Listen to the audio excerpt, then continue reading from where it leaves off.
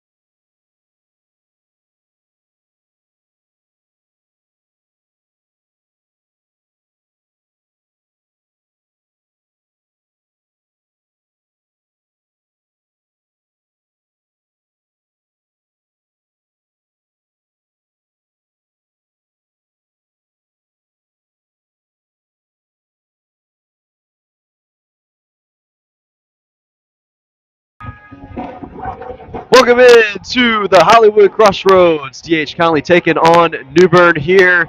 Very chilly night, I will say, compared to the last couple of nights. Cole Martin and Josh Rochester on the call with you this evening. Thank you for tuning in and joining us. Josh, how are we feeling so far tonight? Oh man, super excited for tonight. Honestly, I love the chill. We need a little bit of change in weather. Super excited for the pitching matchup and to see what comes out of that. It should be a great night. Yes, also, one thing that I forgot to mention, happy Masters Week to all that celebrate. Do you celebrate Masters Week, Josh? See, okay, I'm not the biggest golf guy. I would say my cousins forced me during our Easter get together to watch some Vegas. I don't even know what it was. Some opening before the Masters, right? Is that what it was? Yes, Some guy named yes, I believe. Arbig choked or something. He had a lead and he. Yes, Yeah, okay. yes, I'm kind of in touch, just a little. yes. Well, it's always an exciting time of the year. With that, basketball just ended last night, but we still have the NBA as well as NHL playoffs. And here we have baseball as well. Yep. MLB starting to get heated up. Uh, and a great matchup on hand here tonight. Across a couple of feet over, softball's taking on New Bern as well. That's the top 25 team in the state, New Bern is. So that's a big time matchup over there. But we will give you a quick look at the defense before the first pitch. Tucker Anderson on the mound. We will give you his stats in just a moment.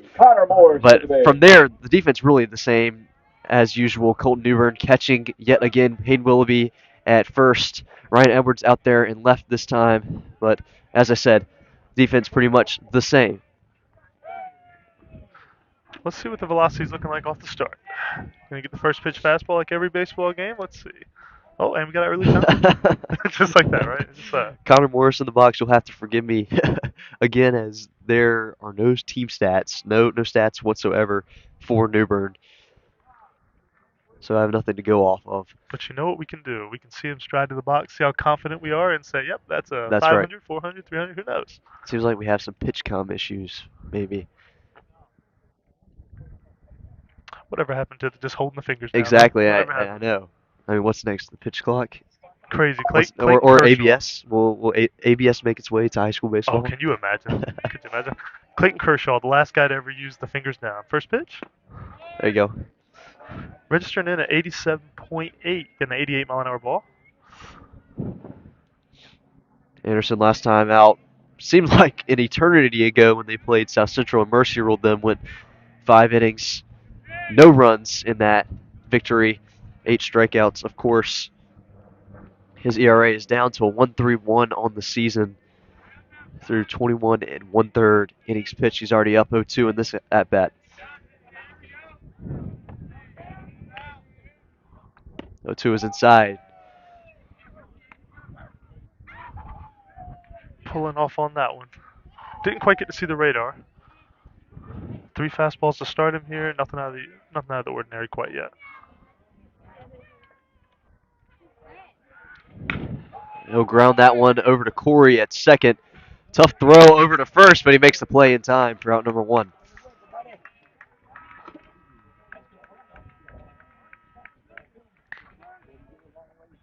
Good start to the night, forcing the chopper. Corey had to back up a little. And here comes Tillman up to the bat. We've seen some pretty good defense so far this year from the Vikes, but it really helps when you have good pitching. And that's something that we mentioned at softball is when you have pitchers that produce a lot of strikeouts. There's not much room for contact in the infield and the outfield. Now we got a first pitch slider there that's going to miss just a bit low, is what it looks like. Yeah, but you know what kings are? Swing and miss is king, and soft contact is king. You love getting the ball on the ground or short in the air. 1-0 will find the zone. Let's see. Sticking right in there between 87 and 88.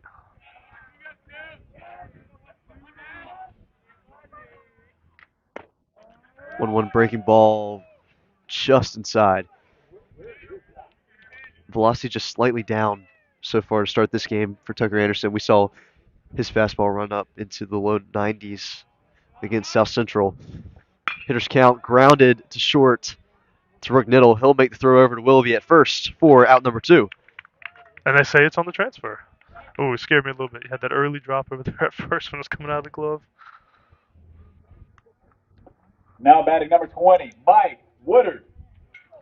This seems a bit odd, but as a lefty, there were a couple of games where I actually played shortstop. Okay. And I don't know why Okay. my coach put me in that spot because those throws were always so difficult to make over to Oh, first. man. So two away, Oh, first three-hole pitch. batter. Woodard, the pitcher, he'll ground that one to Corey and record the out. 1-2-3 inning, 3 groundouts for the Bears to start the game. We'll head to the home half of the first.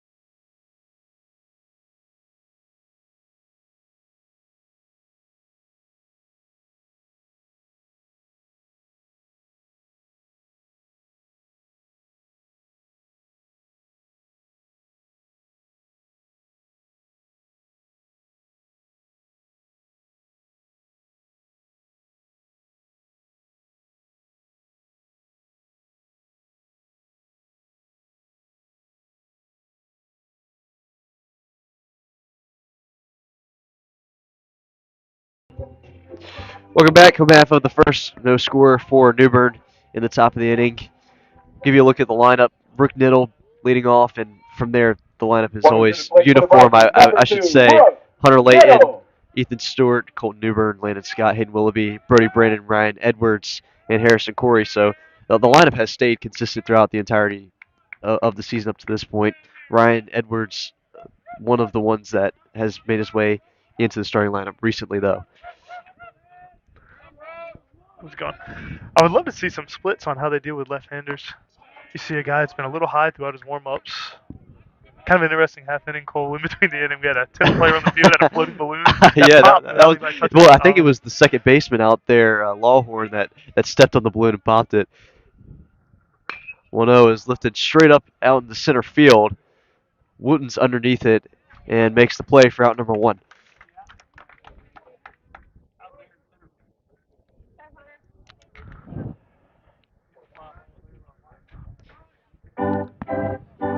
See how the wind has an effect on it here. Had a little bit of left Now drift off batting the for the bat. Vikings, Not too much. number 5, Hunter Layton. So here's a senior, Hunter Layton, this year batting 292. 1 home run on the season that came at Cardinal Gibbons, and the Vikings' only loss of the season. First pitch, not quite dropped in the zone. Looked pretty good from here. First pitch power curve. Looks like he might have just missed a little bit out. This lineup predominantly lefty. We'll see how they fare against the southpaw on the mound. That was lined out into left field for a base hit for Hunter Layton. Sat down on a bunch of high fastballs in a row right there, and you can see he was just more playing slap right there. Great piece of hitting to the backside. And sometimes Get when him you're out. hitting Now left on batting number left, that's the 9, most that you can do is to hit it Ethan backside like Stewart. that. You see a high velocity fastball up and in, and just push it to the other side. Well, I'll tell you this: all hitters do have weaknesses, especially when you get your same sidearm matchup.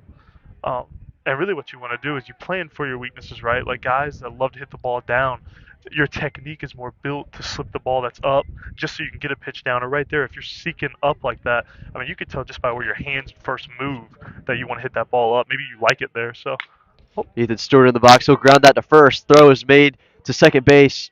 It was dropped, but then picked up. So Hunter Layton is out at second.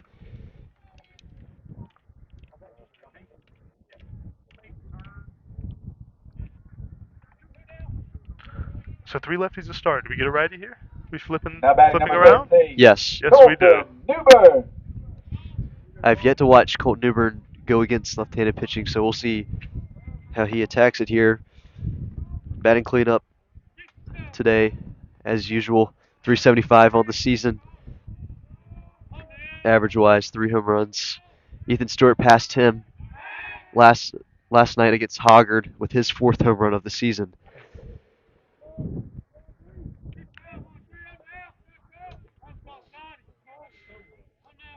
Four home runs, 11 games in. That's a great pace.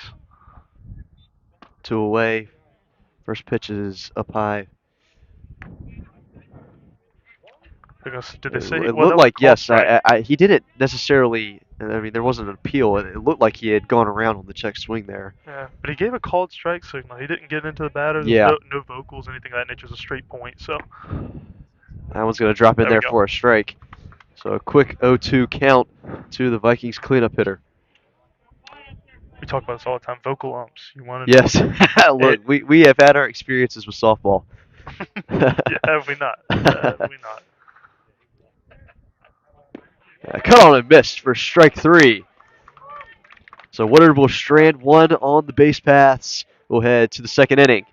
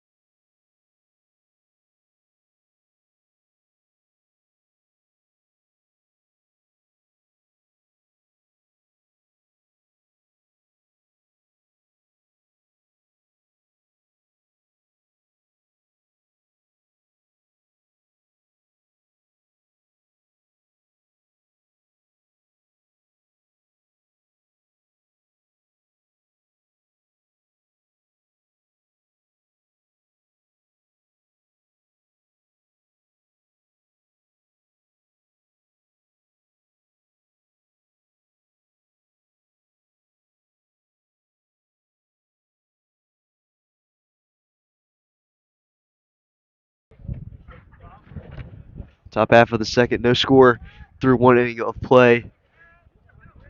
3 straight groundouts for 1, 2, and 3 of the New Bern lineup back in the first inning. It'll now be the shortstop Carter Huffman in the box. 4, 5, 6 due up for the Bears. First pitch from Anderson is inside for a ball.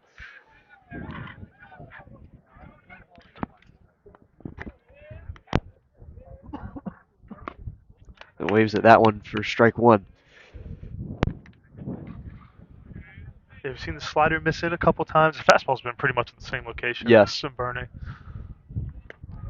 We'll Pulls try that and drop slider. a breaking ball there. End up in the dirt.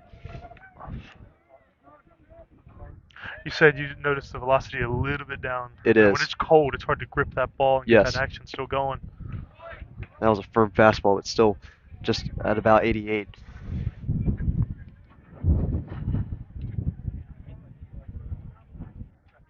Yeah, a little bit colder of a night. Wind is up. Fastball up high there. Count will run full, but the wind's whipping a little bit. It's going straight out to left field from the looks of the flag. And me personally, the more cold that it was, Foul tip. Just got a piece of that one. the more cold that it was, I always noticed with myself, I like the ball more roughed up. Like the more dirt, more mud you could get connected to the seams, it helped me a lot. On a hot day, though, I wanted that clean, crystal clear ball. Here's another payoff. He'll lift that one straight up in the air, out into center field. Layton is getting underneath it. It's carrying pretty well. Hey, come And on. he makes the grab. What an effort by Hunter Layton. It seemed like he just got underneath that ball, and it was actually carrying pretty well out there to the right center field gap. It's getting scary. That head was not turning around. That ball was carrying and carrying. Great catch, though, making a little basket out there in center for the first out. Now batting for the Bears, number 7, Jess Brinson.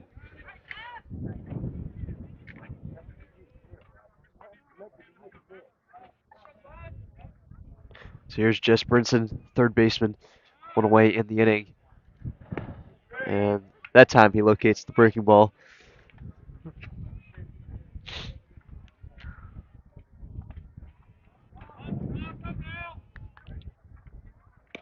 One slider off the plate, though, however. Totally different approach here in the second inning. You see in the first inning, it was a lot of fastball, a lot of establishing really inside corner the whole time. And now we're loading up a lot of breaking balls. Honestly, majority. I wonder what that split would be. It's probably at 60-40 right now. We haven't really seen any changeups yet. And you don't really want to reveal your whole arsenal first time through the lineup. At least that's what the broadcasters in MLB The Show say. at least that's what they said. Yeah, because you start getting to the end of that second time, and everyone shared notes in the dugout. 2-2 is in there. Strikeout looking. Way to get him held up. Got him hesitating a little bit there. And a quick 2 outs. Located really well there at the knees. Just dropped it in there. Froze the batter. Now batting number 13, Paxton Reagan. Hitting with the sliding mitts in. Not that was not my favorite thing to do ever. Which I'll be honest, I didn't really wear gloves, which he's not either. So great respect to this guy up in the box. First pitch to Paxton Reagan is up high for a ball. And when we have seen the fastball miss so far in this game, it hasn't missed by much up to this point. Not too much. Not too much. The one part is that you had seen it kind of sprayed off to the chart. It's got a little bit of arm side run, which when he's been throwing over toward the left-hand batter's box, you see it hold up. It's more flat to the left-hand batter's box. It rips a little bit harder, but once again, we haven't seen that changeup that plays off of it, and so we'll see if we'll just get back in the zone first. Quick 3-ball count to Reagan, and he will miss on that one. So a 4-pitch walk with 2 away. You know, I'd love to see him go back because he's had first Now batting pitch for the Bears, number 6, sliders Trent on Clark. 3 batters. And so if you can get another first pitch slider, just reestablish the count. I know you call it pitching backwards a little bit, but sometimes it's best. So here's the 7-hole hitter, Trent Sparks, the DH on the evening.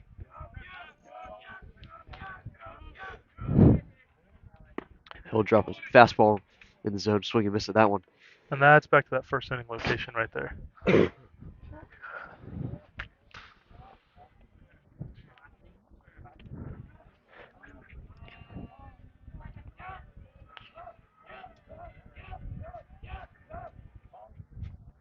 1 slider off the plate in the dirt. Really good block there by Colton Newbern. We've seen him and Hayden Willoughby trade places position-wise past 3 or 4 games. See how big that lead is. Not too much right now. He's right at the main split. The runner He's will gone. go. Here's the throw down from Newbern. He got him. He got him. What a throw by Colton Newbern to end the inning.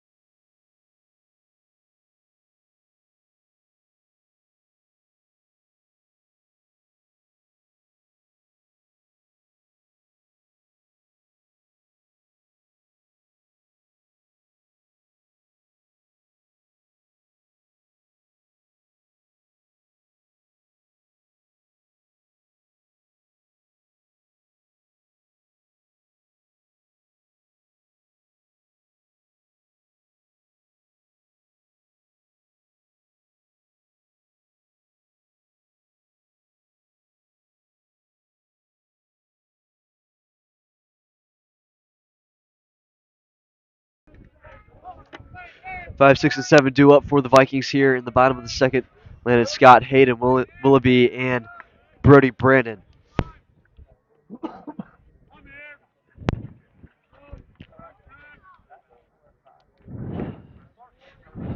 The first pitch is a get me over curveball for strike one. Woodard had a pretty solid first inning. Absolutely. It helps when you're facing majority lefties as a lefty pitcher. Oh, yeah. 0-1 will hit the dirt. Right back to the curveball there, see if you can tempt the eyes. You got to get me over.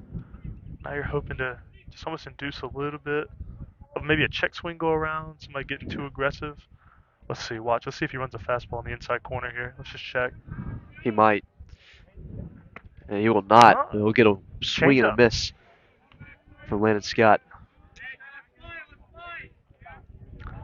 Well, you know how hitting is when velocity gets so high, it starts to become a guessing game and a location game. And so you miss right there, get something you don't see. Here's the 1-2.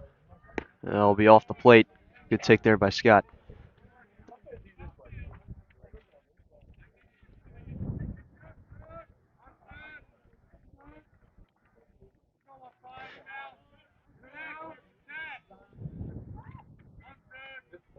Two. That'll be grounded foul.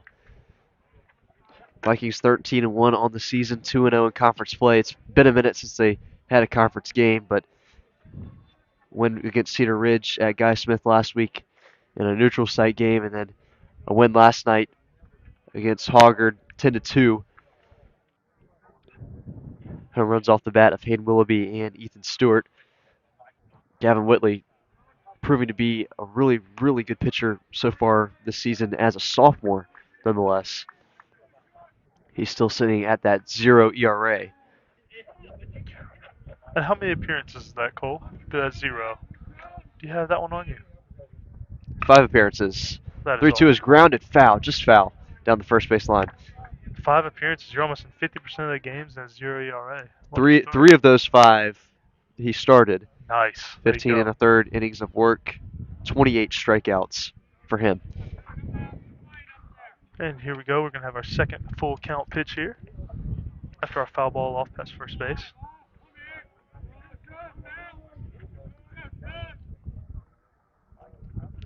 Next payoff is down low, and so a leadoff walk for Landon Scott. Well, I tell you what, Josh, it was pretty overcast when we first got here and set up and got going with the stream, but the clouds have started to clear, and the sunset looks pretty nice so far. Absolutely. Right over the trees, the crossroads. So here's Hayden Willoughby. As I mentioned, had a home run last night against Hoggard. He's on a 2-game home run streak. Also had one against Cedar Ridge. He absolutely crushed a ball over the left center field wall for a 3-run shot. The Vikes put up 10 runs in the 4th inning, and that's all they put up against Cedar Ridge. It was a very odd game to call. A little check swing over to third. Brinson's got it. He won't even look at second. He'll make the throw down to first for the out. Just committed to getting one there. You saw the second baseman was pretty far over, long way to cover. Didn't even think about it. Just threw it on to first. Now batting for the Vikings, the designated hitter, number 23, Brody Brandon. So it'll be Brody Brandon now, the DH. Last time we were here playing, he made a collision with the South Central second baseman and was out for the rest of the game, but of course played last week against Cedar Ridge and last night versus Hoggard. Runner in scoring position for him. He'll call time. You know, I know he moved him up to second with a little check swing contact. Sometimes you get those checks and you hit the ball fair, and you're like, oh, hitting's easy. Then you come back up and find out it's not. It's like I didn't even swing it at the ball. First pitch off the plate. This year as a junior batting .250 is Brandon. 9 RBIs through 48 plate appearances. He actually transferred in from South Central this year. Mainly known for his appearances on the mound, but had Tommy John this year. Next pitch is up and in. Oh, but a strike called.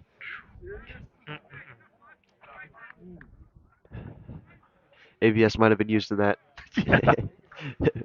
in that situation.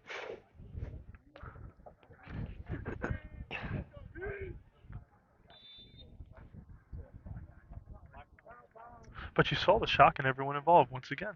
Umpire wasn't vocal, no conviction in the call, and there you go. Fans will start chirping. Yeah, there's no pickoff play here. The second baseman's hanging. 1-1 will catch the inside part of the plate for a strike. Probably a two-seam running in there, breaking really hard back on his arm side again. You see that more You and see more. that a lot with lefty pitchers. Yep. Oh yeah. Oh yeah. Every time you see that arm slot just a little bit lower than over top, there's so much arm side ride now with the way people spin the ball.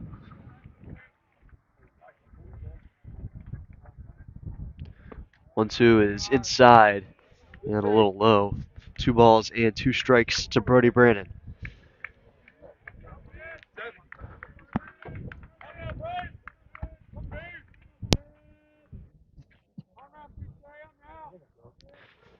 Lawhorn cheating in a little bit, watching the bag over there at second. Jumping around over there. 2-2 is waved at for strike 3. And the changeup gets him there. I was about to say, with what he's been throwing, if he could pair either just a really good change or a cutter that he could tunnel Now batting number behind 20, his fastball, he could make a lot of Edwards. hay, make a lot of work on. Here's Ryan Edwards, had a couple of really good plate appearances last week versus Cedar Ridge.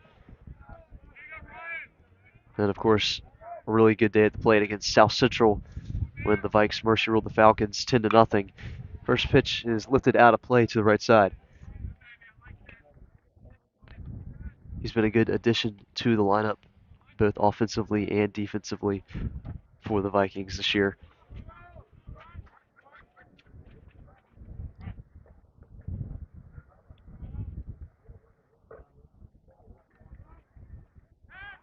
We'll see a pickoff attempt. A little bit of a lazy throw back there to second base. I'm not totally sure if Landon Scott would run here in this moment with 2 outs. Oh, you never know. Maybe a little bit of a pride run after that, you know? I know if it was a movie to show, I'm taking off. 0-1 is cut on a miss for strike 2. Change up there, exact same spot as you got him on the last one. Talking about the last batter. Quick 0-2 to Ryan Edwards. We'll see if Woodard can get out of the inning and strand Scott over there at second. And we'll see time called. It's the third or fourth time we see time get called this inning. Oh yeah. Anytime you got a pitcher that's kind of holding the stretch super long, you see a lot of play in the background. It's never a bad idea just to reset your rhythm, get back in the box, because you're not used to that when you're hitting the cage and things of that nature. There's no long hold. Here's the 0-2.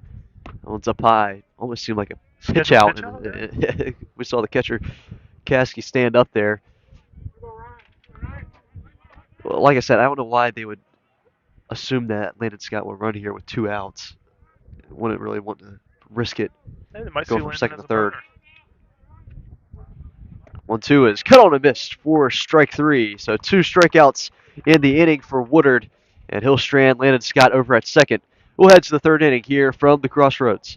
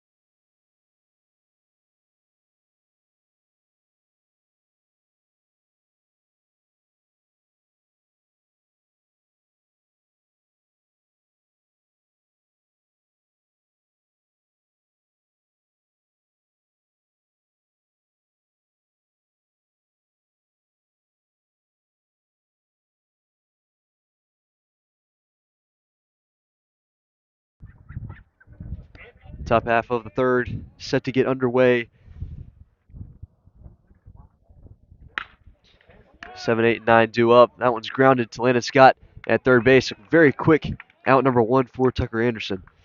Didn't even have to move. One hopper right to where the glove was laying.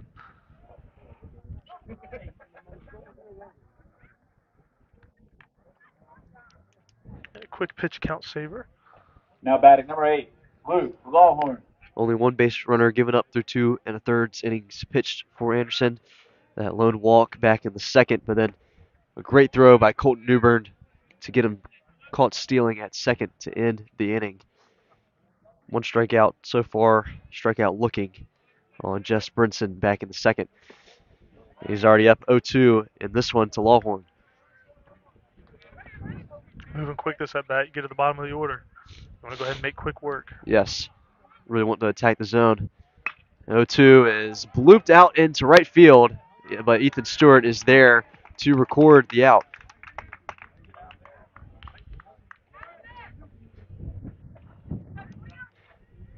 The contact almost seemed weak enough where possibly number 9, Khalil Wooten. the ball might have dropped, but it just hung up long enough for Ethan Stewart to get underneath it and record the out. So here's the 9-hole batter, Khalil Wooten. And called strike. Wooten playing center field today. Already 2 fast outs in the inning. Just a bit outside. Anderson giving up a lot of contact, but a lot of outs at that. Only one base runner, as I already mentioned, courtesy of a 4-pitch walk. And that base runner was thrown out just, 3 pitches later? Yes. 1-1, that seemed to just miss. So 2 balls and a strike to Wooten. Next pitch outside. 3 balls and a strike now. Saw this last inning where he had 2 fast outs, but then that 4-pitch walk to Reagan. So 2 outs already in this inning. We'll see if he walks them again, and that's exactly what happens. So back-to-back innings where Tucker Anderson gets 2 outs and it gives up a base runner. Let's see, with 2 outs, if they put him in motion, you're back at the top of your order. Maybe a good time to do it. Now batting the left fielder, number 2, Connor Morris. So the lineup will flip over for Connor Morris, the left fielder. His first time up, grounded out to Harrison Corey at second base. Yes, that was the 2 hopper that sent him back. That put him way running back. We'll see if he attacks the zone really well here. That one's in the dirt. Runner hesitates in between first and second. Seemed like he wanted to go. Really good effort by Colton Newbern to get over to the ball. Great block by Colton there.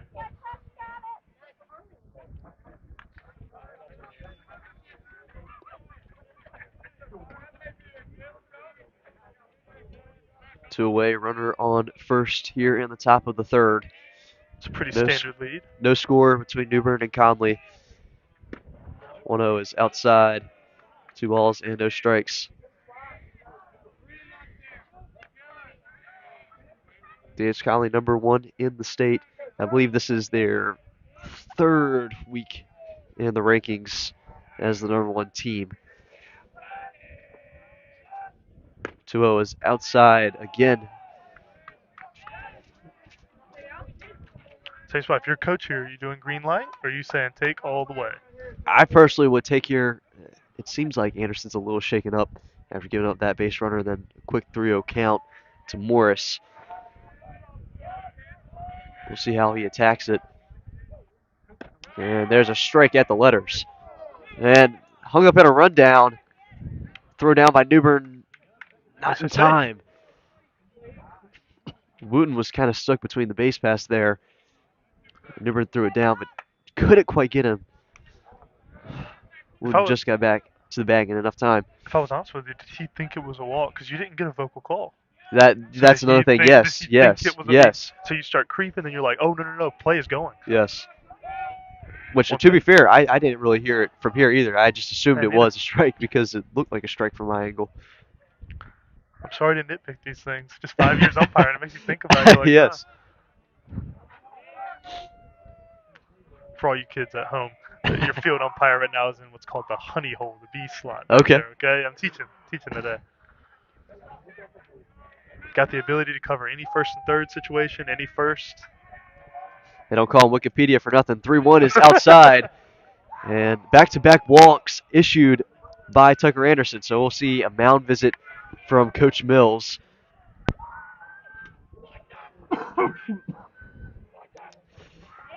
Head coach Jason Mills in his 23rd season with the Vikings. Already a pair of state championships under his belt back in the middle 2000s decade. This Conley team always so talented, regularly makes it into the later rounds of the playoffs. Absolutely, you see that all through Pitt County. It's a baseball culture. And we all will over the see place. Coach Mills take the ball from Tucker Anderson. Unexpected change. So we will see a pitching change here with 2 outs in the 3rd inning. We will tell you about the new pitcher when we return right here on DHC Game Day.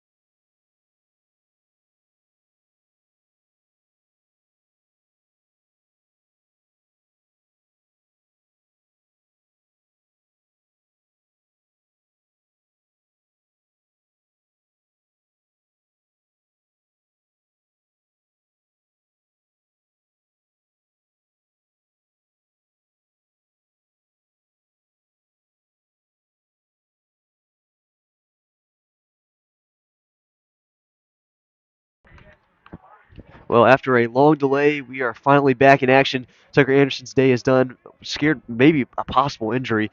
2 2/3 from him. The 2 runners on base, he is responsible for. So if they were to score, then they would be on his line. That one's going to be spiked all the way back to the net.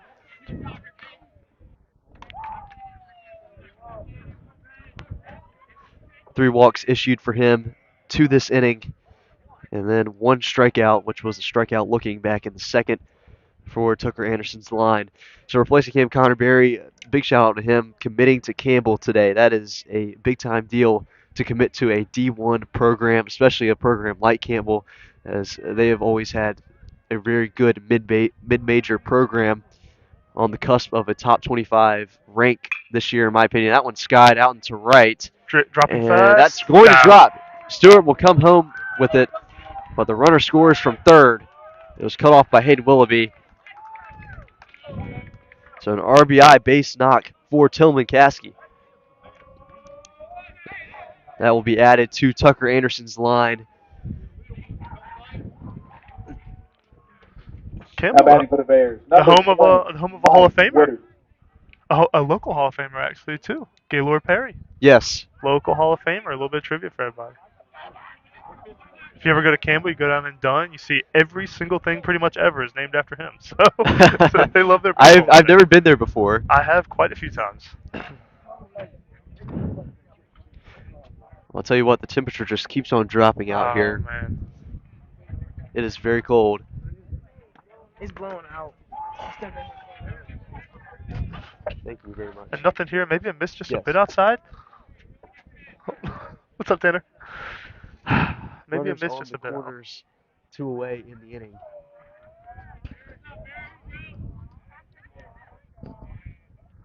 One 0 is just low. Ball 2. You get your second batter with a runner in scoring position for New Bern. Well, the Vikings have certainly got themselves in a jam this inning. Tucker Anderson had 2 outs in the inning and then gave up 2 base runners. 2-0, cut on and missed. Good fastball there. 2 balls and a strike. Looked well under it there. I can't imagine the velocity looking 2-2 up there for Connor Berry, as he didn't really have much of a warm-up coming into this one. Of course, having to replace a possibly injured Tucker Anderson. That one's lined right out to Harrison Corey at second base. So Connor Berry will strand a pair, but the Vikes give up the first run of the ball game. 1-0 New Bern heading to the bottom of the third.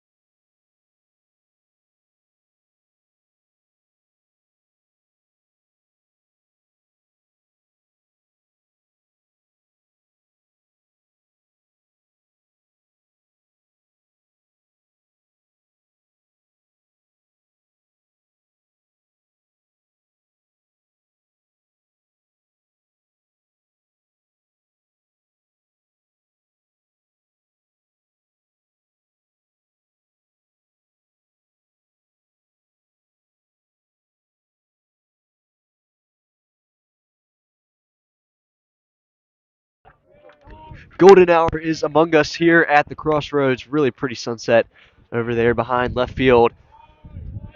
It'll be Harrison Corey, Rook Niddle, and Hunter Layton due up in the home half of the third inning. Vikes down 1-0 to start this one. That one's popped straight up in the air. That one's going to stay in play. Pitcher The call. pitcher, Woodard, is underneath it. He called Oh, he everyone up. wanted that You one. don't typically see that. Normally your pitchers are your, hey, please take it. Yes. I don't want it. Well, I mean, especially when you see it around the mound. I mean, that wasn't really around the mound, but All right, we're you in don't foul want play. if the ball is near the mound, you don't want your pitcher coming off the mound and maybe injuring Now himself, batting the not looking down shortstop, at his number feet or 2, anything like Brooks that. Middle. Nothing about adrenaline, man. So maybe that's what it is. Adrenaline's got him running hard. Well, he's done well through the first time through the lineup, but now he will face the Vikings offense for the second time. Here's Rook Niddle.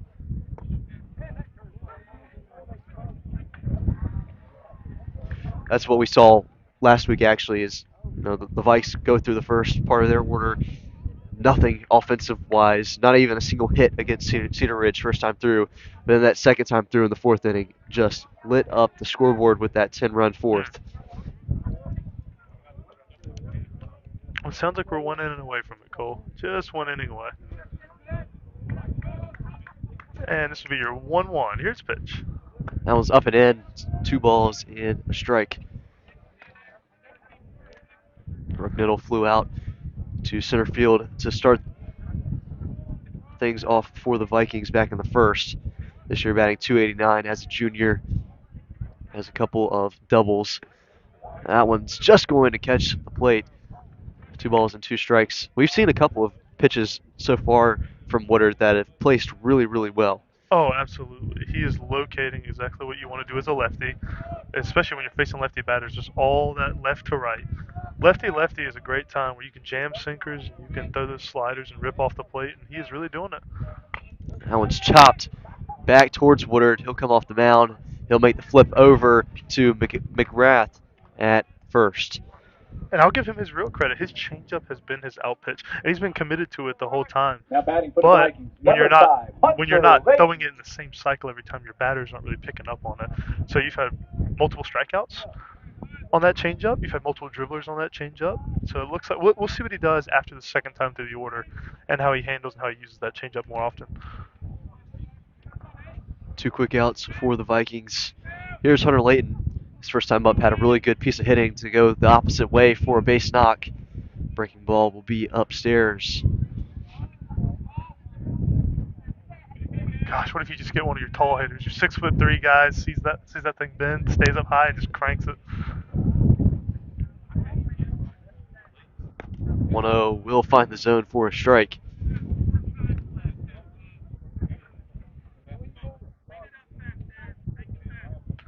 Let's see. Head coach Jason Mills kind of chirping the umpire a little bit. If I was honest with you, I thought that one was down the middle. That one skied straight up in the air, just got a little too underneath it. Reagan's turning hard to get underneath it, and he will record the third out of the inning. Vikes go down quiet here in the home half of the third. They go down 1-2-3. We'll head to the fourth.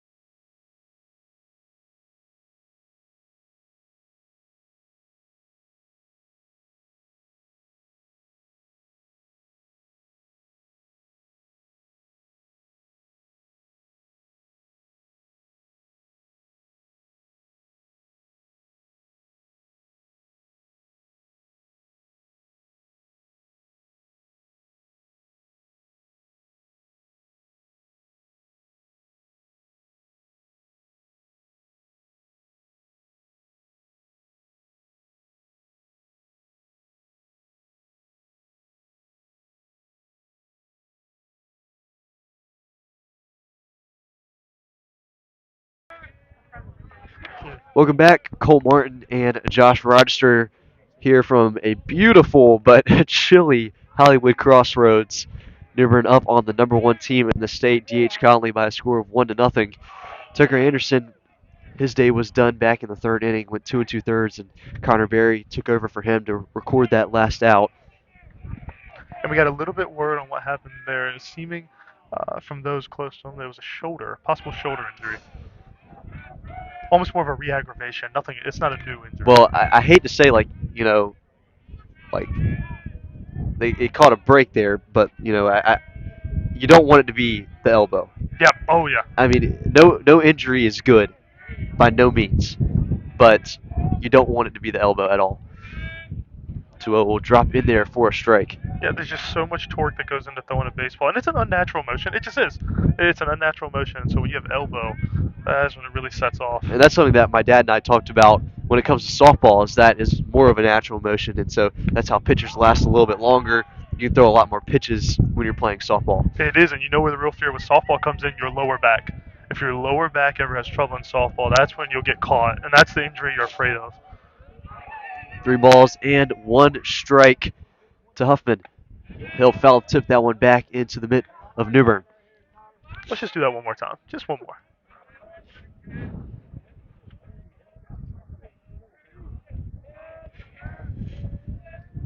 Here's the payoff. That one's lifted straight up in the air. Popped into shallow right field. Harrison Corey will range all the way over to the first base area, and he will record the out. That's a great call off right there. You got first baseman tracking back. Anytime you got a guy that can get around the ball already, call him off.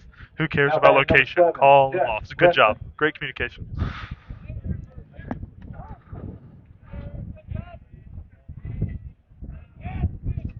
So here's Jess Brinson, the only strikeout for this Bears lineup up to this point. Struck out looking in the second inning.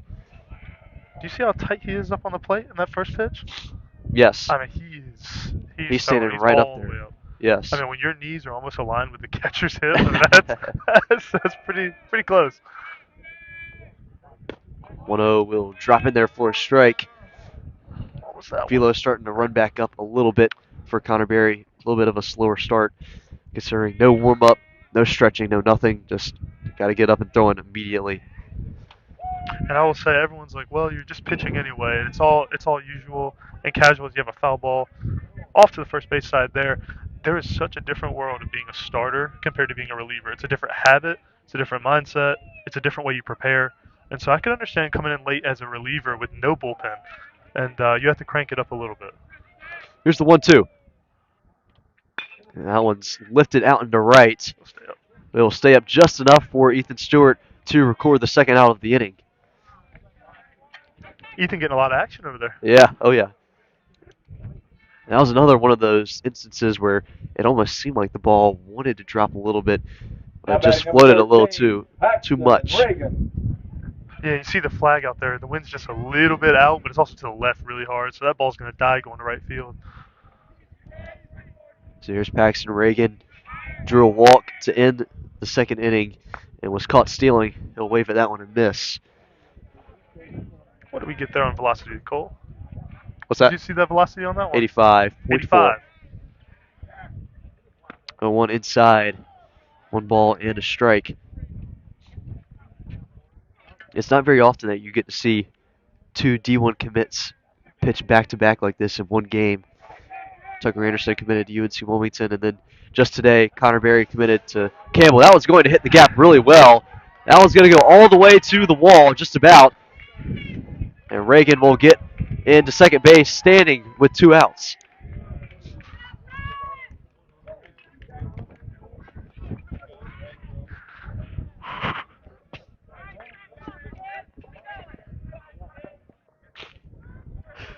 Now batting number 6, Trent Sparks.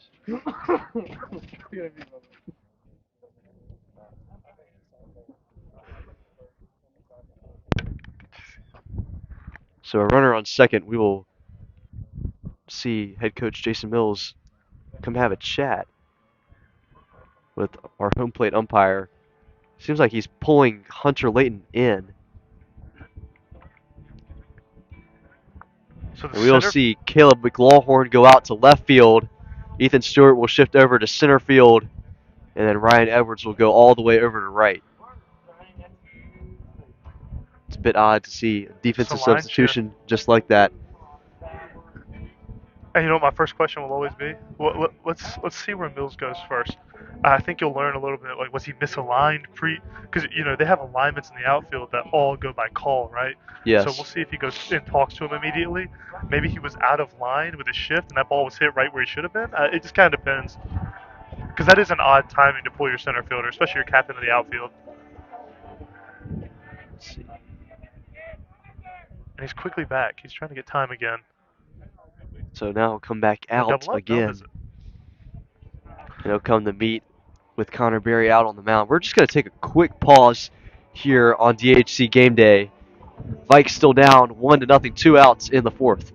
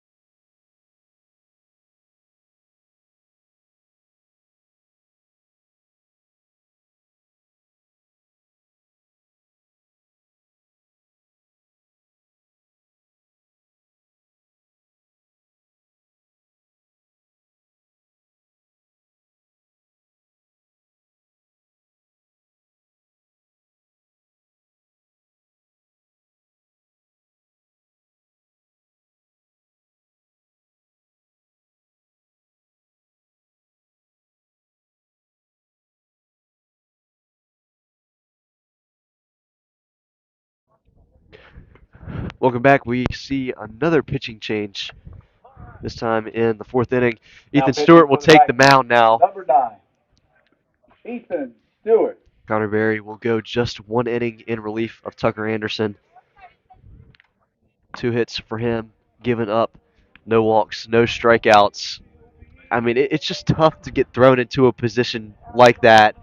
Let's stick you into the game with 2 base runners back in the third inning with no warm up, no nothing. It Absolutely. was just very, very, very odd to see. Especially when you've been playing outfield and you're locked into everything you're having to do out there. I mean, it's a hard change. It's a little little league, Like having to make that quick adjustment. Yes. So on the mound, Ethan Stewart, of course, known for being at the plate, hitting wise, just phenomenal at the dish. And Pitcher, only one appearance though, has a 3 ERA, 1 earned run in 2 1/3 innings pitched, earned the loss in that one appearance, and has 3 strikeouts. and I will give him his props as his former basketball coach. Key difference. He is known for rebounding in my book, and he may be the most aggressive rebounder I've ever had in middle school basketball. And so I'm here. I'm excited to see Ethan pitch. You said a second appearance on the season. This will be his second. So a couple of defensive changes. So of course Ethan Stewart comes in from right field. We'll see Ryan Edwards shift all the way from left field to right field. Looks like Caleb McLawhorn out there in left field, and then the speedster himself, Jacob Stilley, out in center field. And we'll have a clear count here with 2 outs and a man on second. Well, it seems like the scoreboard says 1-1. It'll be 2 balls and a strike, actually. Well, the umpire was showing clear count. That was a scoreboard issue. Yes, okay, there it is. Okay. Yeah, the umpire Yes. indicated a clear count. Josh Rochester picking up on the umpire calls, being a former umpire himself. That one's lifted straight out in the dead away center. And that one is caught by Jacob Stilley for the 3rd out of the inning. So Ethan Stewart will come in and strand the runner at second base. We'll head to the bottom of the 4th.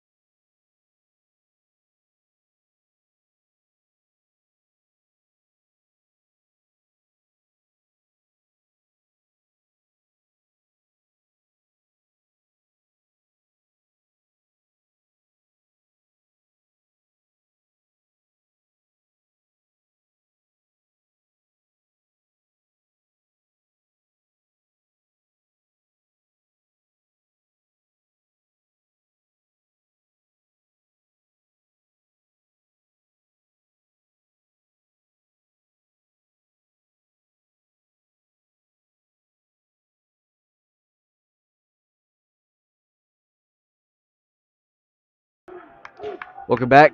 Home half of the 4th inning. Ethan Stewart will start things off. And funny enough, this was actually the moment when the Vikings started off that 10-run inning last week.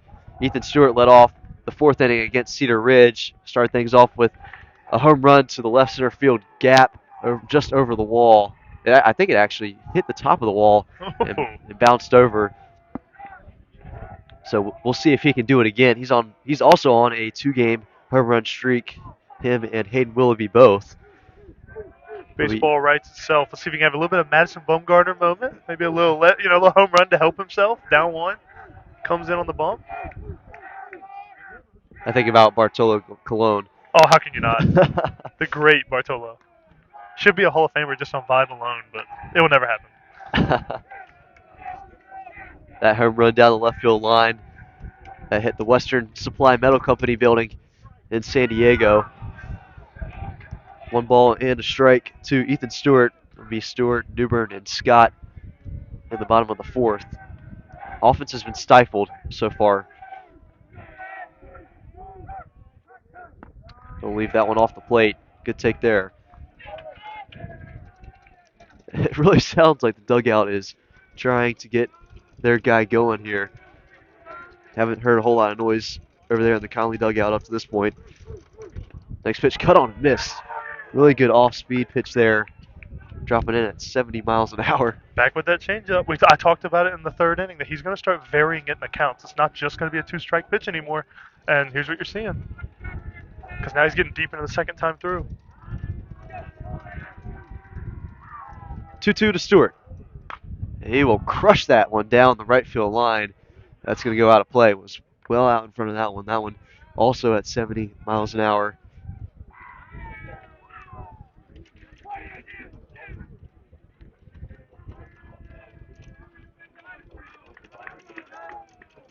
Nice. You see, set to pull that ball. That front foot's just a little bit out. See how far he steps in here. Looking to pull or push. Here's another 2-2. That one will be off the plate. The count will run full. So far, so good for Woodard out there on the mound through 3 innings, only giving up 1 hit. Of course, no runs. 3 strikeouts so far. I did see someone just run down there into the New Bern pen, so we'll see what happens here. 3-2 is grounded to Lawhorn at second. He'll make a throw over to McElrath at first for the out. Now batting, number As the New Bern 13, fans Colton Newbern. get a little loud. Here comes Colton, been doing a great job behind the dish today, blocking all the necessary balls in the dirt. See if he can add a little value at the plate here. 4-hole hitter, you know he can. In this spot, he needs to, especially left on right. The bases are empty, however. We'll see all of the outfielders shift just a little bit to the left. Massive gap over there in right center. Yes, though. They held huge the right gap. guy. They held the right fielder. So the question is, are they forcing you to push here, or are you just playing it like, hey, we have not scored yet today. Let's just be aggressive with that. Wherever we can punch the ball, we're going for power. We'll see what New Bern's approach is at the plate. 1-0 is up and away for ball 2. And sometimes your pitcher will dictate to you. And now that you're in a 2-ball count, you can sit a little dead right. You can pick what you want here and see how you want to play it. But this would be the 2-0. We'll see what he comes back with after a changeup and a fastball. Favorable count here for New Bern, and Woodard will step off the mound. I tell you what, it sounds like a pack of animals over there in the Conley dugout. Just hooting and hollering right now. I don't know if the broadcast is picking up any of the sounds being made over there. Here's the 2-0. That one's outside. 3 balls and no strikes. I love it. I think it's the noise. I think it's the noise getting to him. Just a touch. Does he have the green light here, though, is the question. Man. I would say yes. As a coach, I would do yes. That one's inside. So 1 out walk for Colton New Bern.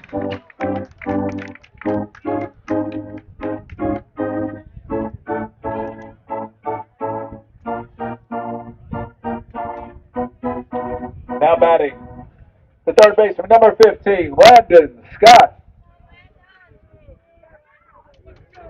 So here's Landon Scott, only 1 plate appearance in this game.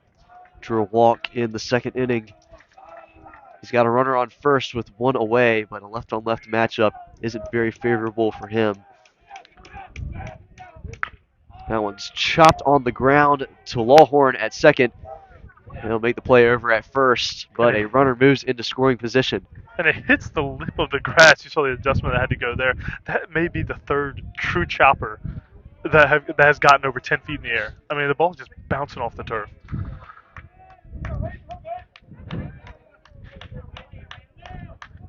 I don't know if we've seen a single ball get hit hard low today. Everything that's been hit has been blooped straight through the air. Yes. It's been a chop.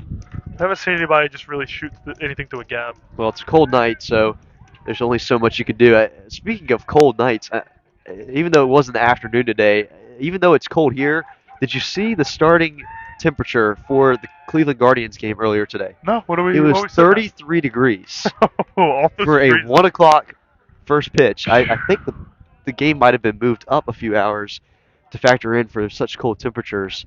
I mean, even still, first pitch for the Guardians game today was sitting at about freezing. So runner on second, 2 away. Hayden Willoughby at the plate. 1-0 is outside. 2 balls and no strikes. And if we were real honest, What a more Cleveland way to congratulate Jose Ramirez for the most games ever as a Cleveland baseball player.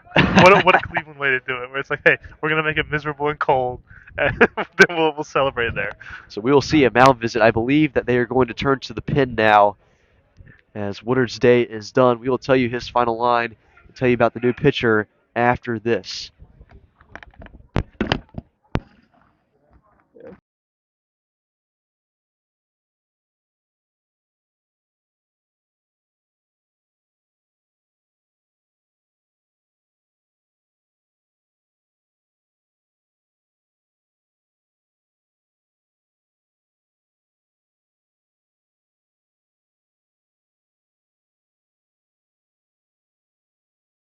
So we actually will not see a pitching change. It seemed like maybe there was going to be one. I thought I had seen someone run down to the bullpen a little while ago for New Bern.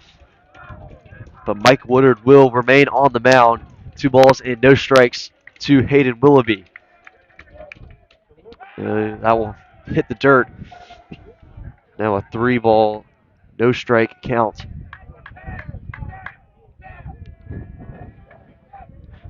It feels like the temperature has dropped probably about 10 to 15 degrees since the game started.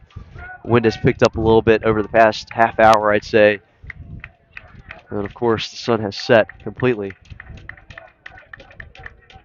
3-0 is upstairs for ball 4. Temperature dropping more than an Aaron Judge fly ball in the playoffs. That one's for you, Tyler Forehand, wherever you're at tonight. Prime RBI opportunity here Batting number 23. for Brody Brannon. Brody Brannon. He has runners on first and second, but 2 outs in the inning.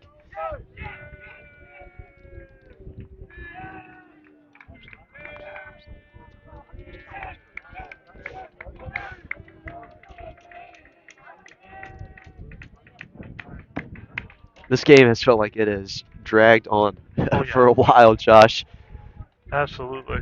It hasn't quite been an hour and a half that we've played, but we're only in the 4th inning.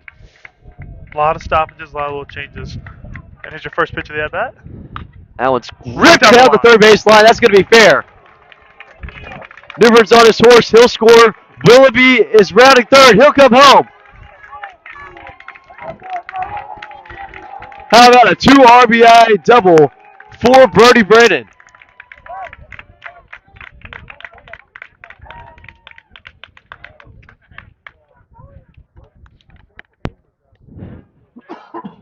Great piece of hitting. Just absolutely crushed it down the third base line. Third baseman wasn't quite hugging the line enough. And it went all the way into the corner, down to the wall. Stand-up double for Brody Brannon. Ryan Edwards. I see we were just talking about, look, they talk about the commentator's curse and all the things like that. I was just saying, no one has hit a ball hard low yet tonight. And where there the air it couldn't is. catch it. And then there it is. Air doesn't catch a ball. It drives all the way to the wall, just off the ground. Making his second double of the season, and RBIs 10 and 11 for the junior. So here's Ryan Edwards now, struck out swinging to end the 2nd inning.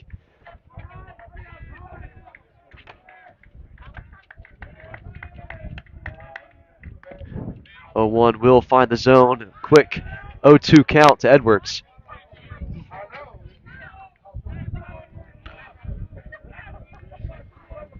We got 0-2. I know our scoreboard out there says 2 outs, but your only out is your chopper to second thrown on to first. There's your And that second one will out. find the zone for strike 3. So Woodard will set Edwards down looking, but the Vikings strike twice to take the lead here in the 4th. We'll head to the 5th inning from the Crossroads.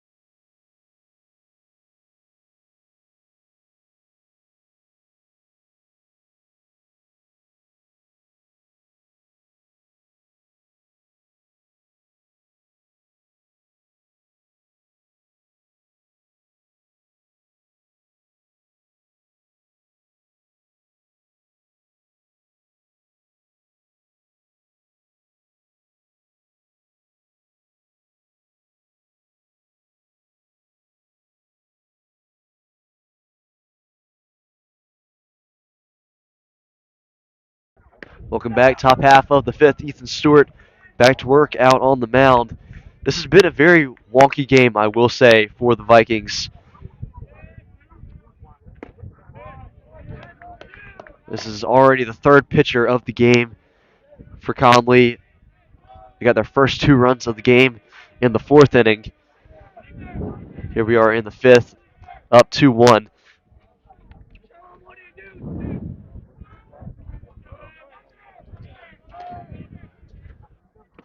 1-1, just low for a ball. Ethan Stewart running up to about 86 miles an hour on his fastball.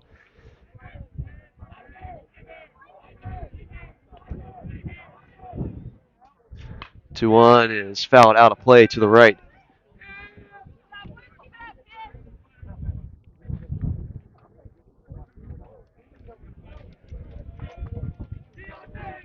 Eight, 9, and 1 here in the top of the 5th is what Ethan Stewart will face. 2-2 is outside. The count will run full.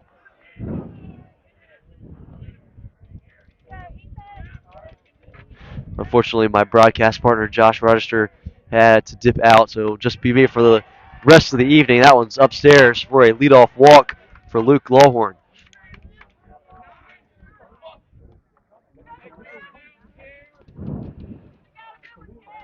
Now batting number 9, Khalil Wooten.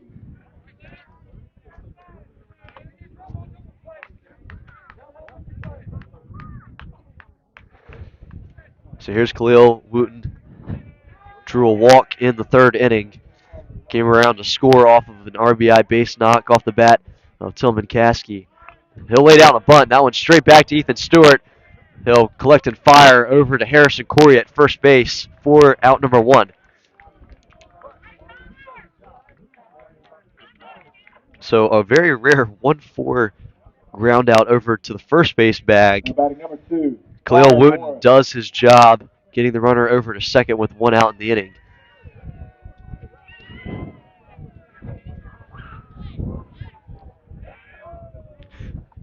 So lineup turns over, 3rd time through for the Bears now. Connor Morris at the plate, 0 for 1 so far today, a ground out and a walk. Ethan Stewart will step off, take a peek at the runner over at second.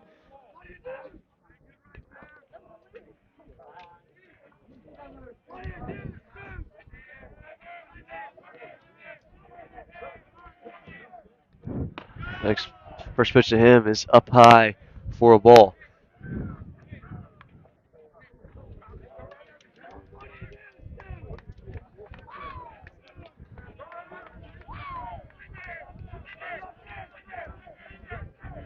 Runner in scoring position for the Bears. 1-0 is grounded over to Scott. He'll take a look at second and then make the out at first. A very fundamental play there by Landon Scott. Took a peek at Luke Lawhorn at second, made sure that he wasn't running. Now batting number They made 12, the throw over to first. Tillman Caskey.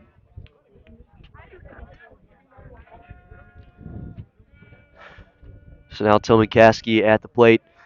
1 of 2 hits for this lineup so far. And had that RBI base knock in the 3rd inning.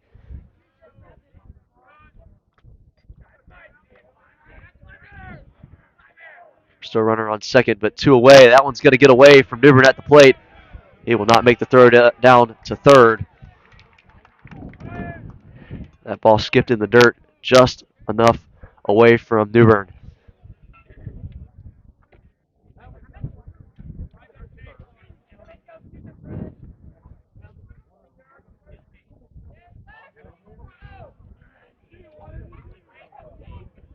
Still 2 outs in the inning, but now the runner has moved up to third. That one's lined into left field.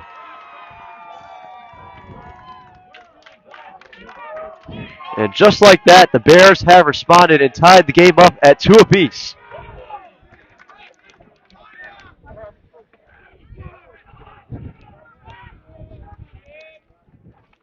Make that 2 separate RBI base knocks for Tillman Caskey. Now batting for the Bears, number 20, Mike Woodard. It was a really, really good effort by Rick Niddle to lay out for that one, but couldn't quite make the play.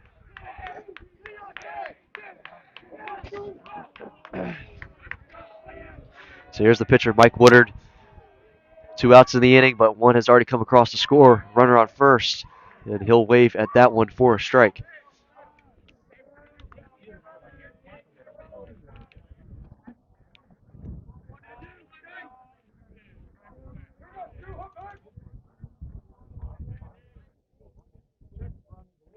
Oh, one fouled straight back out of play. And we'll see if Ethan Stewart can get out of this inning.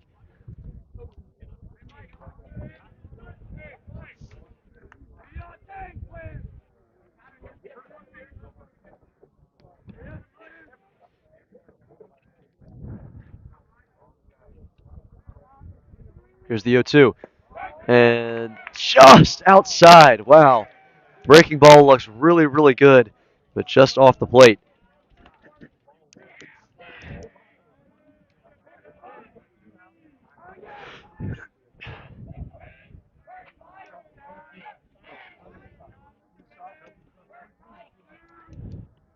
Here's the 1-2. That one's in the dirt. That'll go all the way to the backstop. And Caskey will take second with ease.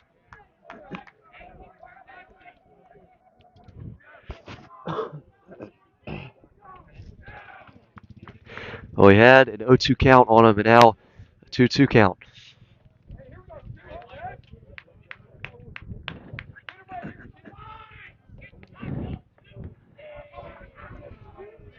Ethan Stewart would love to strand the runner on second after giving up one run already in this inning.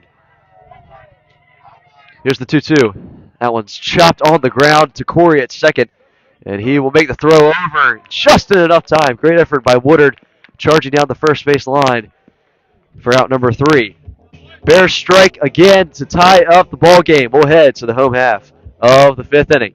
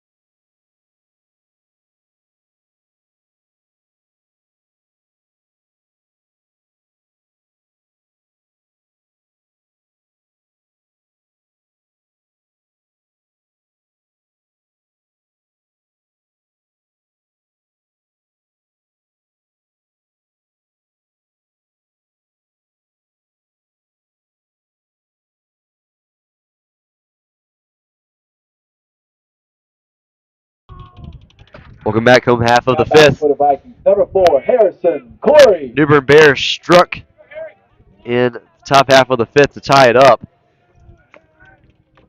It's been a very wonky game for the Vikings, both from the offensive side of things, but also from the pitching aspect as well.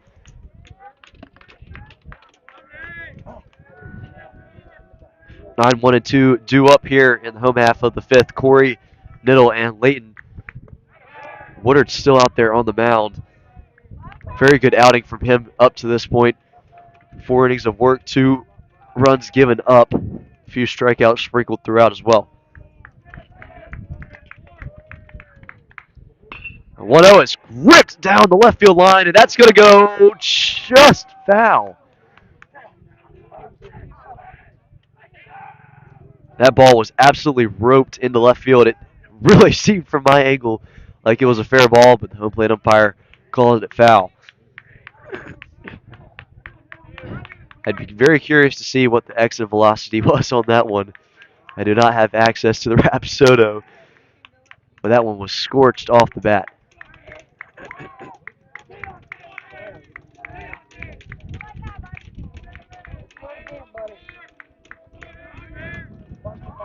We'll see if Harrison Corey can connect on this one. 1 ball and 1 strike to him. And he'll lift that one straight up in the air into shallow right field. And that one's dropped by Lawhorn.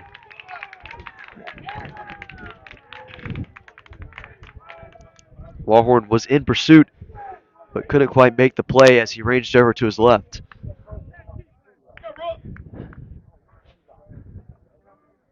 Now batting for the Vikings. Number 2, Rook Middle.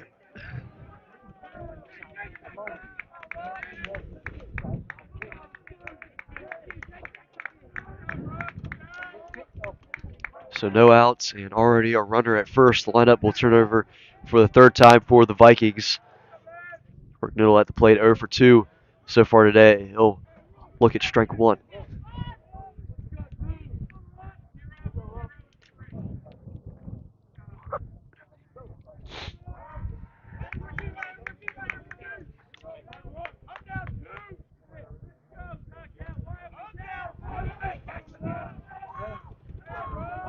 Oh, 1, he'll pick over to Corey at first.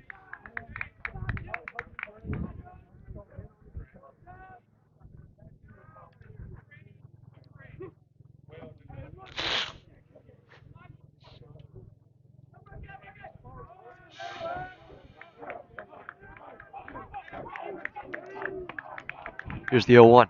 The runner goes. That one's lifted straight up in the air, so Corey will have to turn around and go back. And the first out is recorded.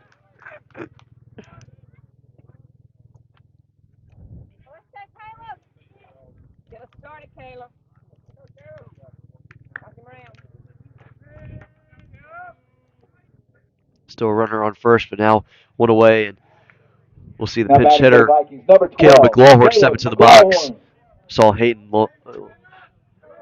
Saw Hunter Layton get pulled a couple innings ago, and Caleb McLaughlin took his spot out there in left field.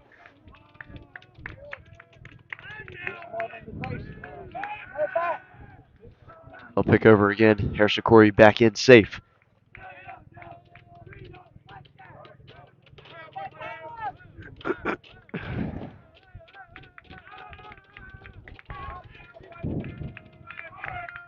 The runner will go on the first pitch, and the ball's actually going to hit him.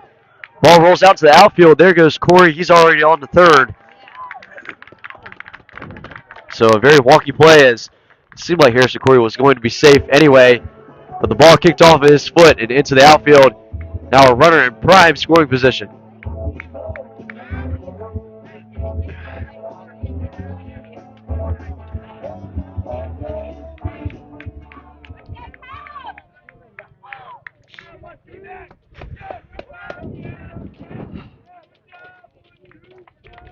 Caleb McLaughlin with only 1 RBI on the season. We'll see if he can get his second here. Next pitch cut on and missed for a strike.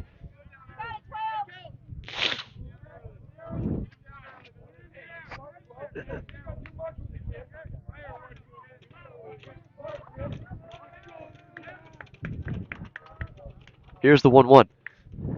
And that one's at the top of the zone, but cut on and missed.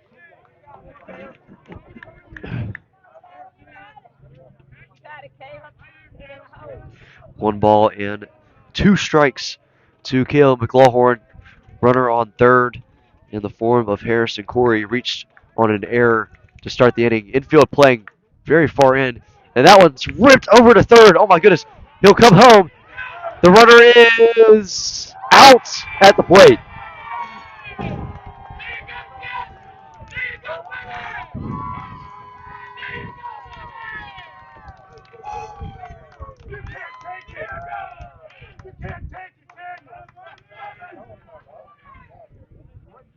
What an effort there by Brinson over there at third. Laid out to make the stop. And they got Harrison Corey at home.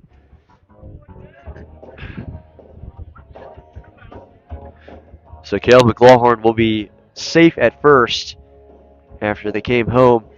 It really seemed like that was going to hit the gap and score the runner. But what an effort there at the plate. Now batting for the Vikings, number 9, Ethan Stewart. Just 2 hits on the ball game for the Vikings. We're already at the third time through the lineup. New Bern playing very well defensively. Of course, right there you saw that play. But how about Woodard out there on the mound so far, pitching very well. Ethan Stewart in the box. That was going to be spiked in the dirt. Catcher lost it behind the plate, and McLaughlin will move up to second. 2 away, but now a runner in scoring position for Ethan Stewart. This year leads the team so far in RBIs and home runs, 17 RBIs and 4 home runs to his name.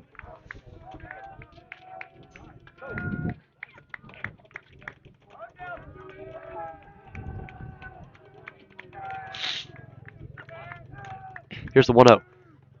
That one's off the plate. He'll leave that one 2 balls and no strikes.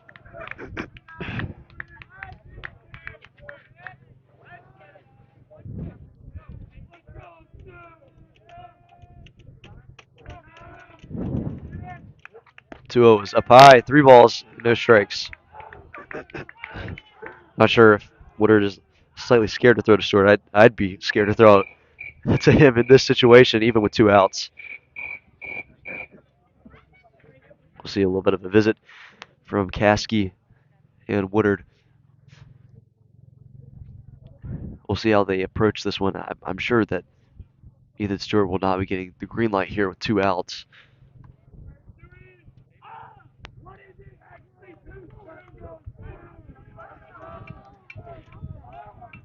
Here's the 3-0. Now we'll drop in there for a strike. The ball was dropped, but still a strike.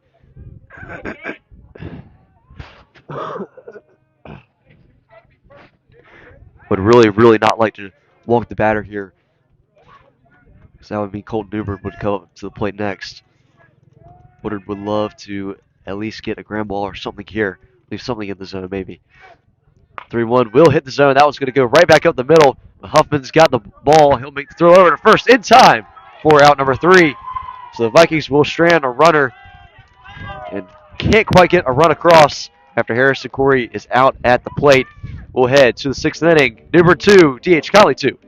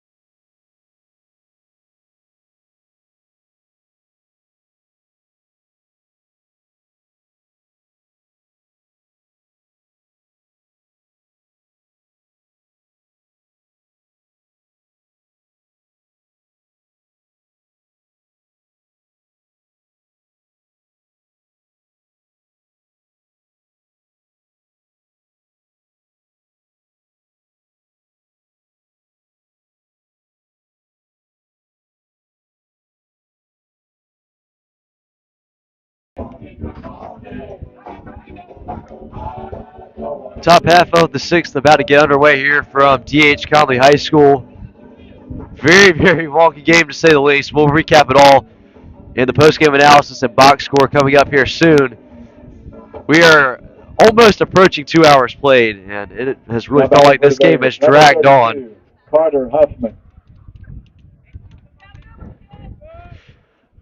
Well, since it is the sixth inning, I'll go ahead and give out my shout-outs for the athletics so far. Tennis is up to 8-0 on the season. What a season they have had up to this point. We will actually be live 2 weeks from today as they take on J.H. Rose in tennis here at the Crossroads.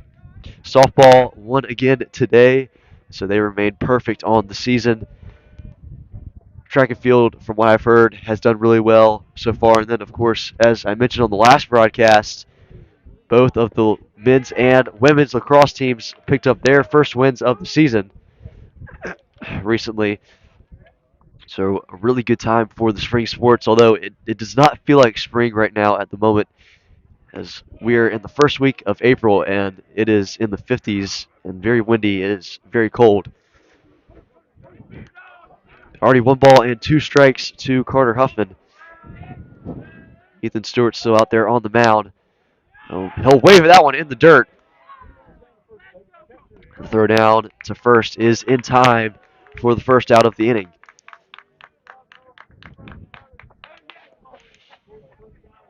I wish Josh was still with Now me batting number 7, at this moment Jeff because I will Gretson. now tell you about New Bern baseball and New Bern in general. New Bern really known for football, but they do have one state championship under their belt in baseball in 3A, coming back in 1966, where they beat Southern Alamance by a score of 2-0. There are notable alumni that I will mention tonight.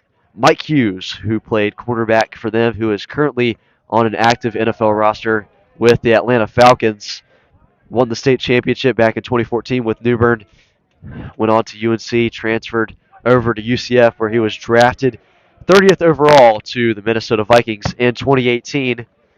Right after the year, they made it to the NFC Championship and lost to my beloved Philadelphia Eagles, where they would go on to win the Super Bowl that year. But something to really consider here, Mike Hughes drafted the same draft class as Denzel Ward and Jair Alexander. Ward, that fourth pick in the draft, and then Alexander, the 18th. Then, of course, Hughes at the 30 spot. Mike Hughes had a 4.53 40 time, 20 reps on the 225 bench press. And, of course, now still with Atlanta playing well. And there's strike 3 from Ethan Stewart. So 2 fast outs here in the top of the 6th. Now batting number 13, Paxton Reagan. If my voice is going out, I do apologize. I am struggling with allergies at the moment. That one's fouled straight back. Paxton Reagan in the box now. 1 for 1 tonight. Drew a walk in the second where he was eventually caught stealing. And then had a really good base knock into the right center field gap for a stand-up double. The Bender will not quite find the zone. 1 ball and a strike.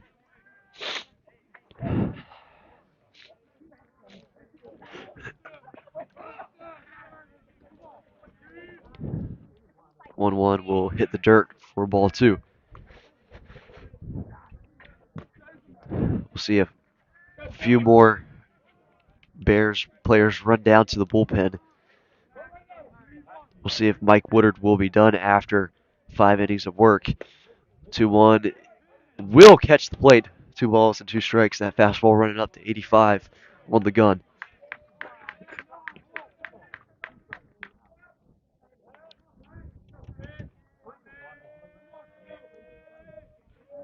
Two away in the inning. 2 balls and 2 strikes. And that one's going to hit the batter, Reagan. He had 2 strikes on him, but then hit him. That is the 3rd time we have seen that here tonight, where Conley gets 2 outs in the inning and then gives up a base runner.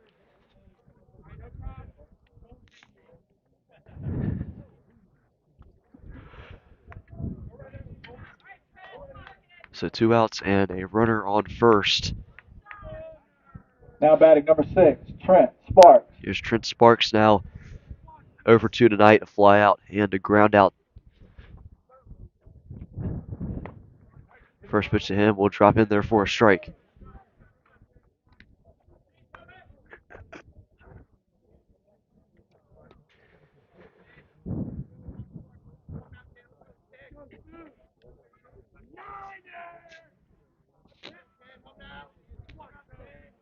And Ethan Stewart will check over on the runner at first.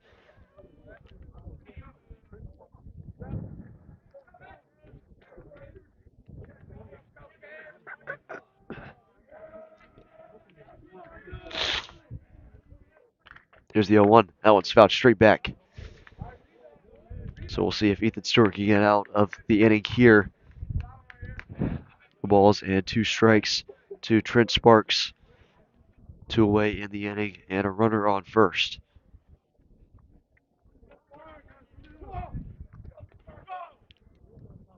Here's the offering. He'll get him swinging in the dirt. And they will say that he is out anyway.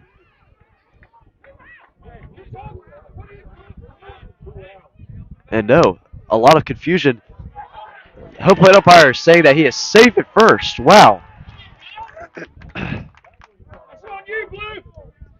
So a strikeout, but Sparks will make his way down to first, and he is safe. There was some confusion there. I believe the home plate umpire signaled safe,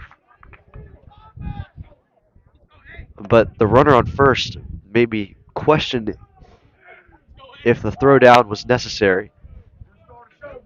Now batting number 8, Luke Lawhorn. So we'll see how Ethan Stewart responds, as was definitely going to get out of the inning there, of course, with the third out. But we will continue on here in the top of the 6th.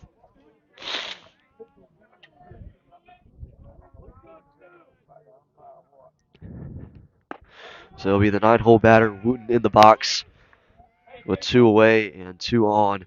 0 for 1 so far. This one a walk in the 3rd inning and a ground out in the 5th.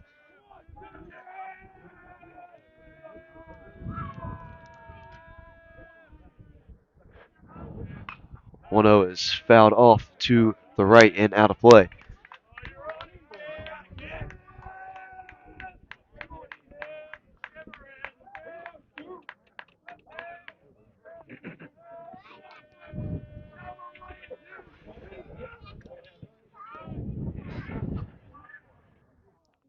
One is waved at for strike 2. Well, if you want to be technical, already 3 outs have technically been recorded in the inning. So we'll see if Ethan Stewart can get the technical out number 4. That one's in and low for ball 2.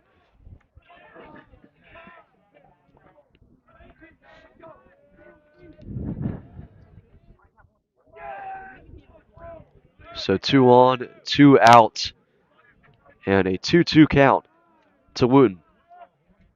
He'll ground that one to Corey at second. Very slow roller, but the out is recorded over at first. Ethan Stewart strands a pair after striking out what we thought was out number 3, but gets the next batter out on the ground out. We'll head to the home half of the 6th. Tied up here at 2.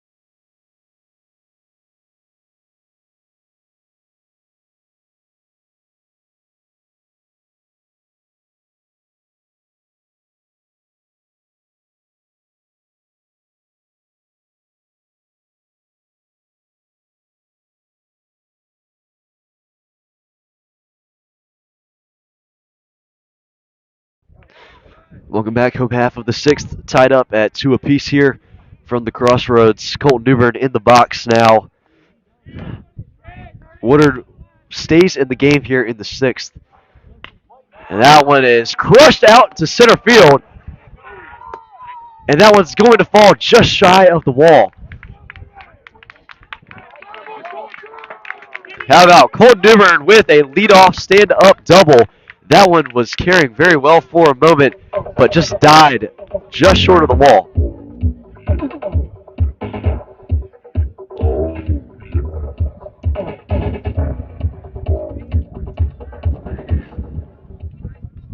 We'll see if Newbern will leave Woodard in the game.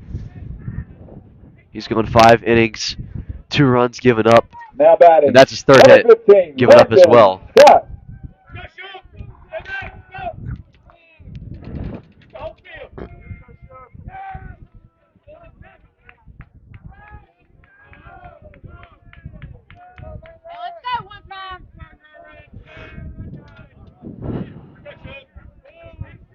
Very cold night and a very odd night pitching-wise and offensive-wise for the Vikings up to this point. Runner in scoring position with no outs. Seemed like Landon Scott wanted to square to bunt. Infield maybe wanting to cheat in just a little bit.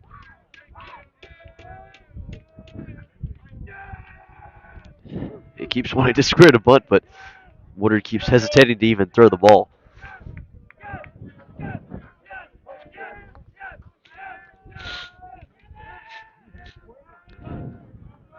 He'll square again. That one's inside. Wow.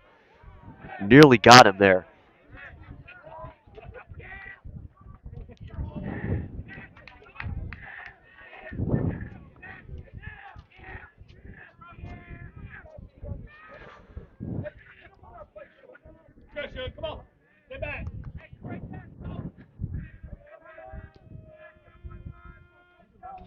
He'll square again. That one bunted foul. So 1 ball and 1 strike to Landon Scott. Over 1 so far today. Drew a walk in the second. And then a ground out in the fourth.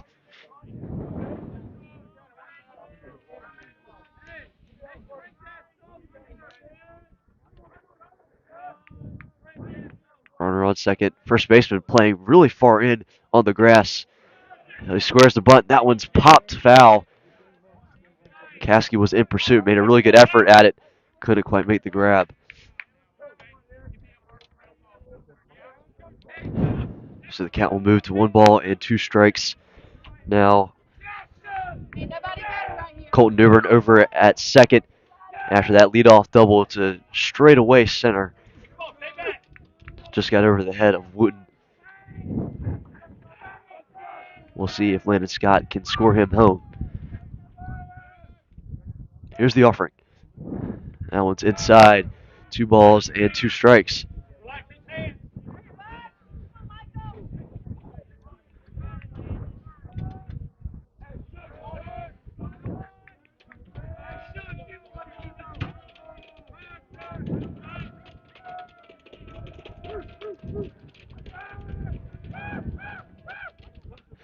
Two is lifted straight up in the air out into center field. We'll see if Newbern will tag up. I don't think he will. Out is recorded. 1 away here in the home half of the sixth.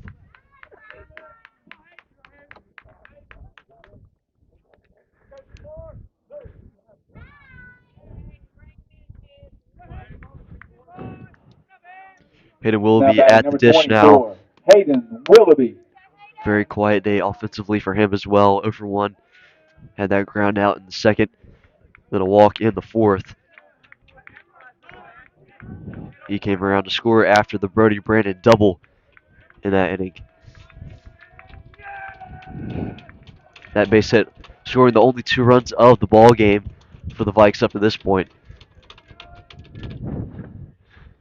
And the first pitch to Willoughby will catch the outside part of the plate for strike 1. Yeah, the infield was wanting to cheat in a little bit on that last pitch.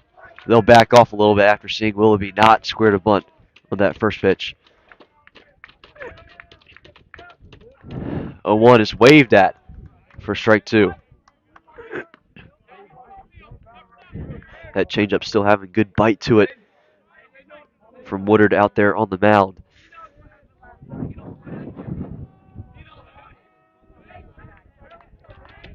Here's the 0-2. And that one's ripped out into center field. And that's going to get just over the head of Woodard. That one hit his glove. Hayden Willoughby is into second safely, but New Bern couldn't quite make the advance yet. Wasn't sure if the ball was going to be caught out there in center field. And so now runners on second and third.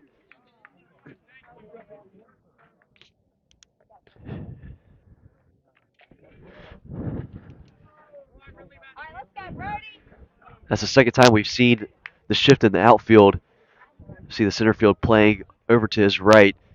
And it seems like we'll see an intentional walk of Brody Brandon. So the bases will now be loaded. Now batting number 20, Ryan Edwards. Something you don't see a whole lot often is intentional walks in the high school game. But now bases loaded for Ryan Edwards. Left on right matchup. That's the matchup that he wants in this situation, even though he's 0 for 2 with 2 strikeouts today. This is a big, big moment here in the bottom of the 6th. The Vikings would love to take the lead here with only 1 inning left in regulation. Infield playing way in at the moment.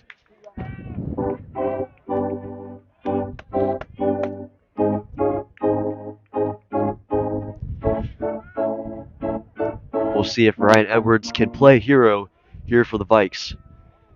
Here come the second baseman and shortstop. They'll pinch in along with the first baseman and the third baseman. 1-0 is inside for ball 2. There's no place to put Ryan Edwards on the base path, so we'll see how Woodard attacks him here on this next pitch.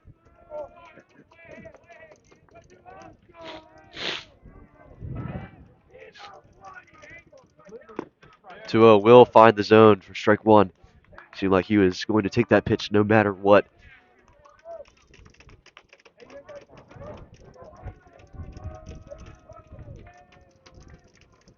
One away in the inning, bases loaded for Ryan Edwards. Here's the 2-1. And that one's fouled straight back. 2 balls and 2 strikes.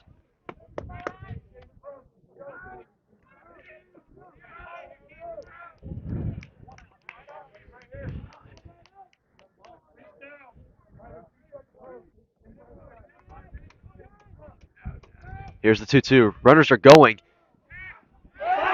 And he's safe at the plate. That was actually strike 3 as the bunt was already all the way around. And they'll say he's actually out at first.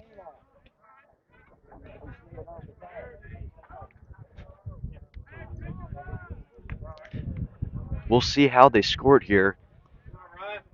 They'll say that Ryan Edwards is out on the strikeout. But what an effort there from Colton New Bern to come all the way. He did steal home there. I will say that I guess that is considered a stolen bag there. And so the Vikes take the lead here in the 6th, and this might be the end of Woodard's day, possibly. Runners on second and third with 2 away. We'll see if New Bern pulls their pitcher. Seems like he's just having a chat at the moment.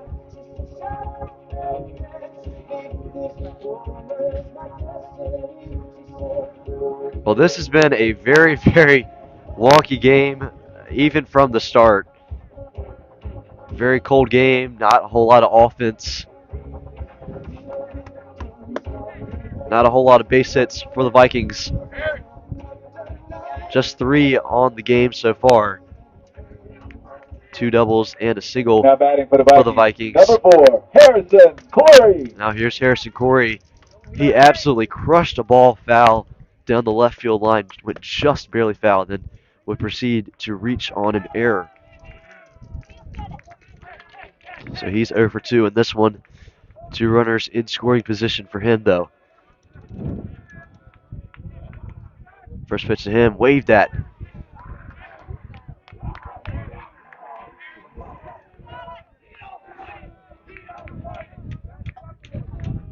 We have officially played 2 hours here at Hollywood Crossroads. We are approaching 9 o'clock as it is the bottom of the 6th. That one's way inside for ball 1. We've seen a couple of stoppages so far in this game. Tucker Anderson got pulled. Possible injury to him, maybe a shoulder injury. We'll see what the report is. Then Connor Berry went 1 inning in relief of him, got pulled. And Ethan Stewart has been pitching since. Next offering is lined right back up the middle for a base hit. Willoughby will score. Here comes Brandon. He's on his horse, and he will score with ease.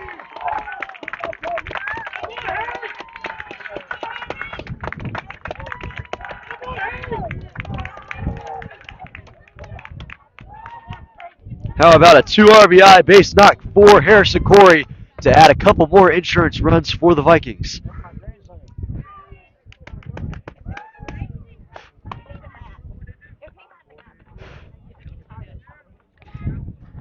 And we'll see another mound visit to Woodard, and it seems like he is going to get pulled here with 2 outs here in the 6th. We will tell you his final line here in just a moment here on DHC Game Day. Vikes up 5-2 in the 6th.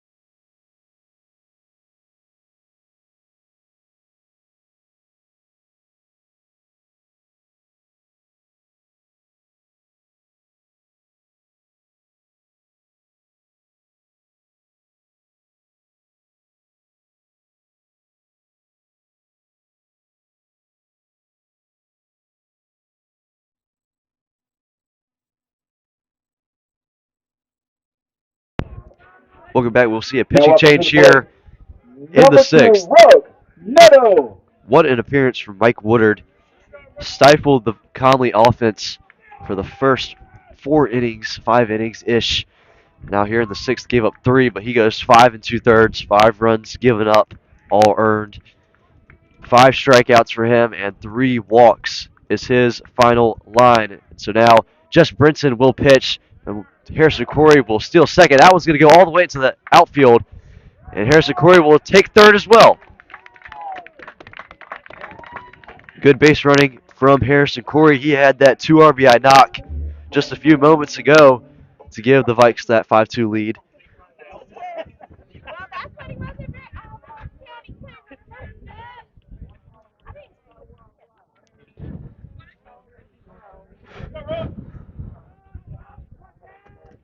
3 hits on the inning, and 3 have come across to score, 2 outs, and a runner on third for Rook Niddle.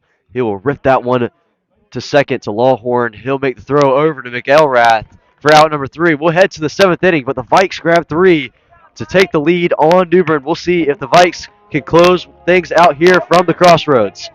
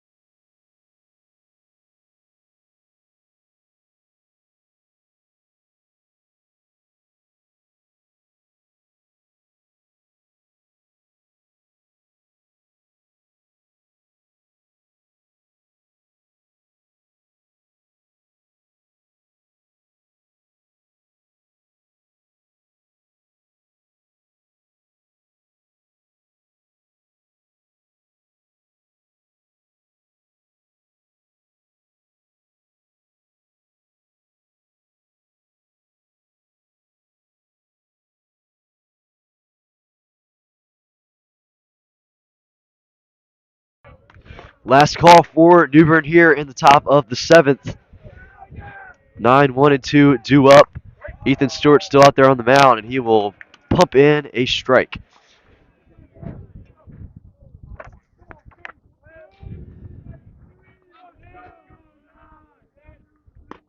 Next pitch is upstairs for ball 1. Vikings scratched 3 across back in the home half of the 6th to give them the lead here in the 7th. It seemed like it was only going to be 3-2 heading into the 7th, but then a 2 RBI base knock by Harrison Corey to add on a couple of extra runs for insurance.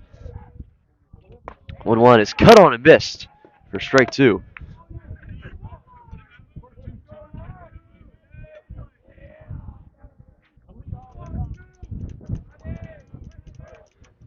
One two is floated out into the right center field gap. That's going to hit the grass. And he's rounded first. He's already into second. He is upstanding with a leadoff double.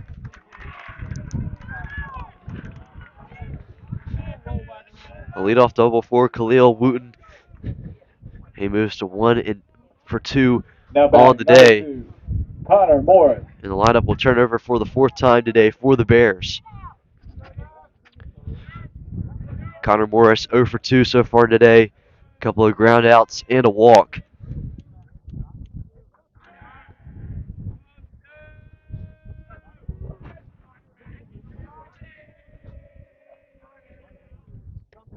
First pitch to him will not quite find the zone.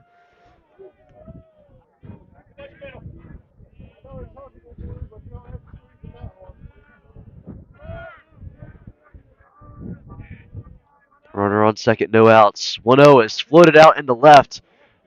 And that's going to go over Caleb McLaughlin in left. Here comes the runner. He's rounded third. Wooten will score. And how about Connor Morris trading places with Khalil Wooten?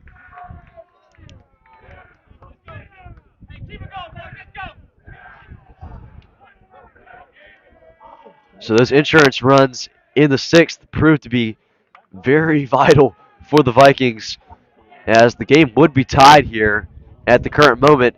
But instead, the Vikings are up 2 right now. We'll see head coach Jason Mills go out to the mound to have a chat with Ethan Stewart and the defense, see how they attack Tillman McCaskey, who has 2 separate RBI base knocks in this game already. He's 2-for-3. He's got a runner on second in RBI position for him.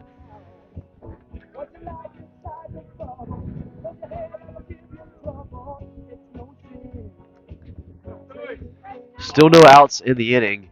Now batting for Newbern, number 12, Tillman Caskey.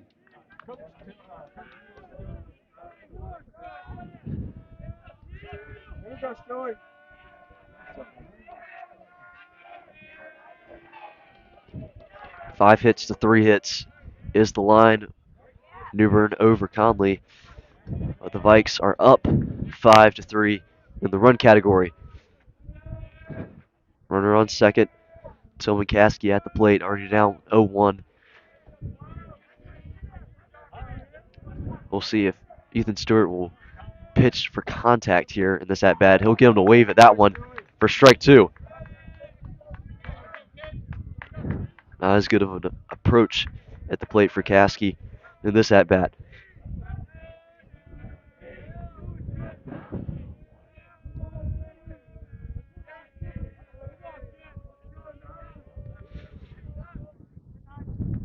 Next pitch is grounded to Scott.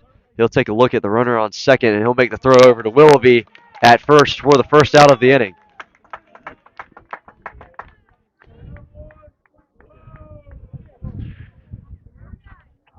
So one down. One has already come across the score, and a runner out there on second. Number 20, Mike Woodard. So here is the pitcher that just got pulled in the last inning, Mike Woodard. He's 0 for 3 so far today, a pair of ground outs and a line out. All 3 of his outs were hit over to Harrison Corey at second base. First pitch will be in the dirt. Good stop there by Colton Newbern behind the plate.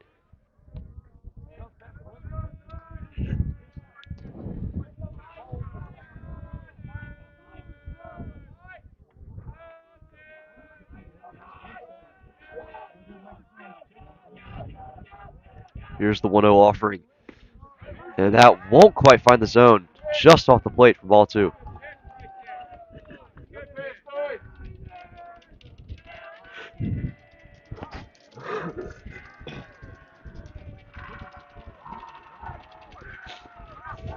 Here in the later portions of the game, this is the last regulation inning for high school. Vikes up 5-3. Very, very close game. 2-0 offering will miss. 3 balls and no strikes to Mike Woodard.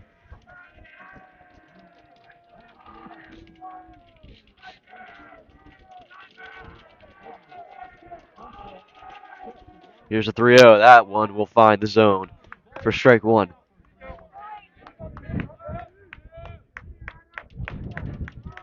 Ethan Stewart just 1 run given up. Sorry, 2 runs given up. 1 already coming on in this inning. Runner standing over there on second with 1 away. And the 3-1 will just be low for ball 4.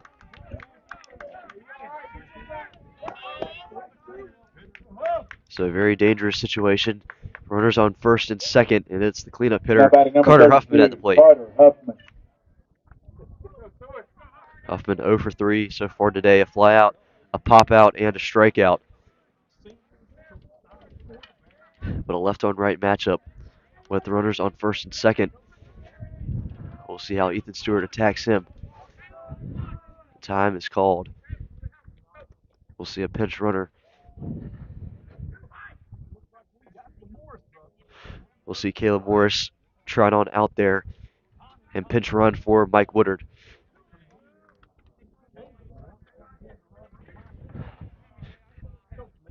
And here comes head coach Jason Mills. He'll have a chat with Ethan Stewart. We'll take a very quick break here on DHC Game Day. Vikes up 5-3, but have a couple runners on base here in the 7th.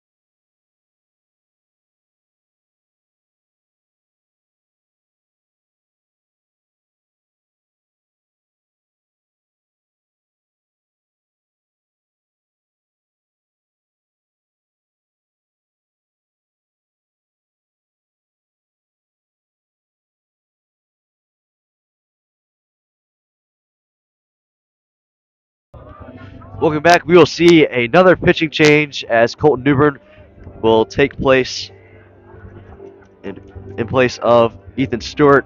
Ethan Stewart goes 2 2/3, 3 hits, giving up 2 earned runs for him. Saw Colton Newbern touch a 92, and there's the warm-up throws, but that one's going to get away from Hayden Willoughby behind the plate. And now the runners have moved up to second and third. Just 1 out in the inning. Now 2 runners in scoring position.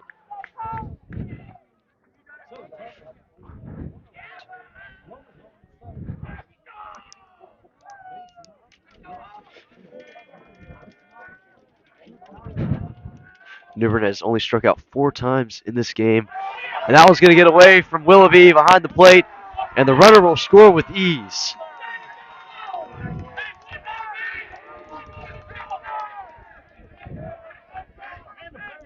The New Bern Bears have cut the lead down to just 1 run.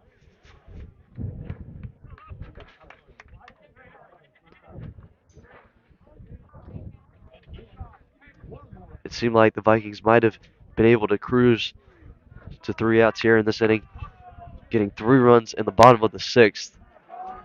But now a pair of runs have already come across the score, and only 1 out in the inning.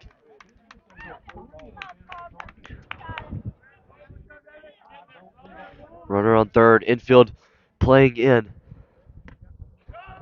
And the 3-0 is off the plate for ball 4. Runners on the corners now. Jess Brinson will come up to the plate. He's 0 for 3 today. Pair of strikeouts Now and a batting flyout. number 7, Jess Brinson. And a game that has already been pretty wonky just gets even more wonky.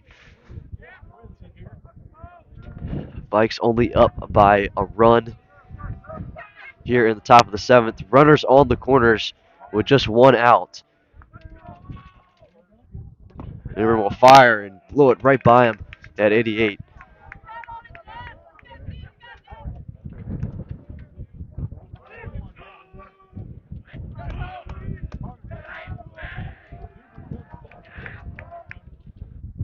Oh, 1 is waved at for strike 2.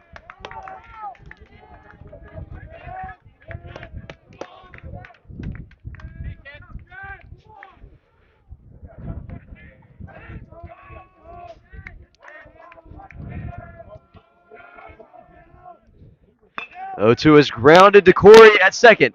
4, 6, 3, and it is bobbled at first.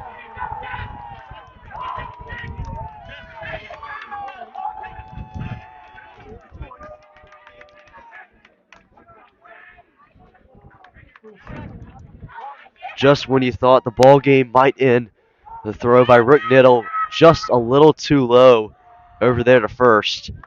Ethan Stewart now playing first base after he got pulled. And the game is tied up at 5 apiece here in the 7th. So 2 outs in the inning, a runner on first. Paxton Reagan at the plate now. He'll take the first pitch for a ball.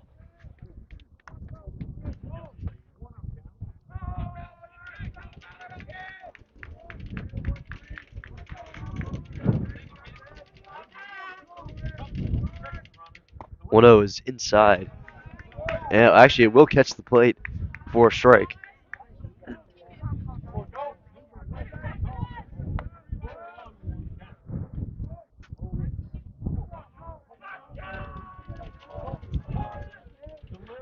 One low is waved at for a strike. 1 ball and 2 strikes, 2 away, but 3 have come across the score to tie things up for the Bears.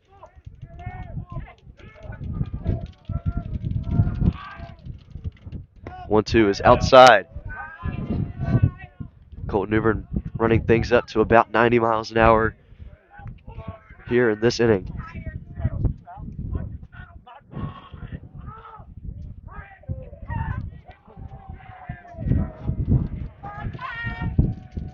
Two offering is up high, and the count will run full.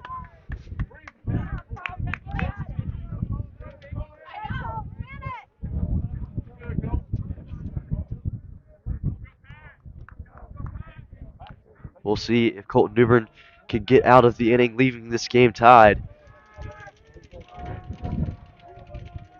Here's the payoff. And that one's waved at for strike 3. So the Vikes give up 3 runs in the top of the 7th, but Colton New Bern gets out of the inning, leaving the game tied.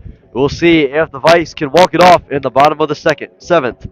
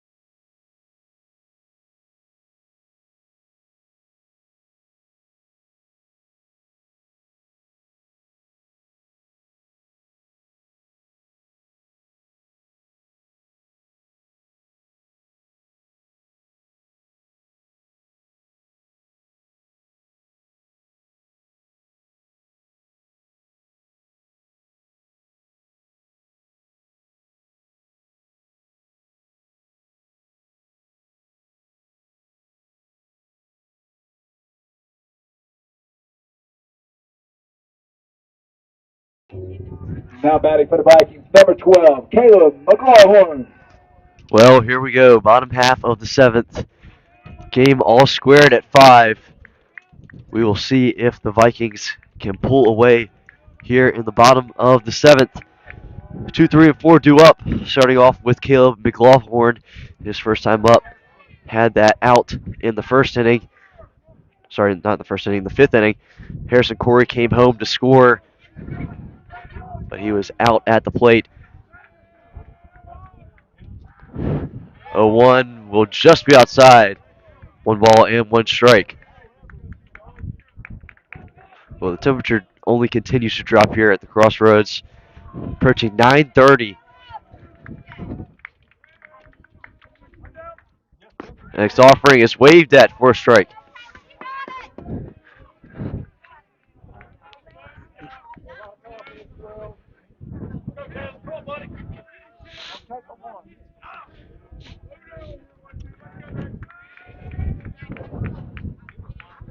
One, two. Allen's up high, 2 balls and 2 strikes. Ethan Stewart on deck right now. He's 0 for 3 today, and I can guarantee you one thing: he really wants a piece.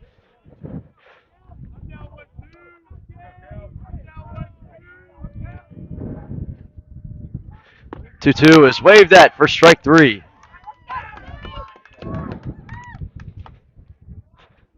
So Brinson will set McLaughlin down on strikes. Got him swinging.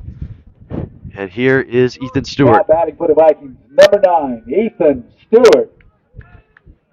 Can Ethan Stewart play hero here in the bottom of the 7th? 0 for 3 so far today. He is on a 2-game home run streak. First offering to him is up high for a ball.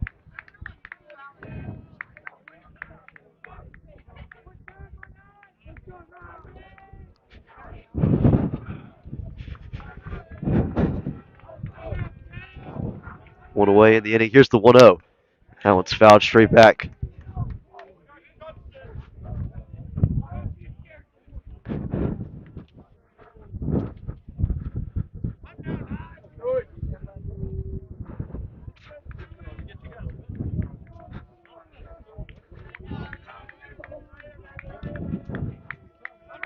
Here is the 1-1.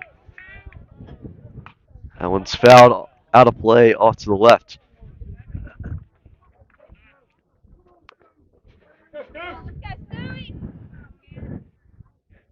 Ethan Stewart over 3 in the box, but 2 2/3 innings pitched today.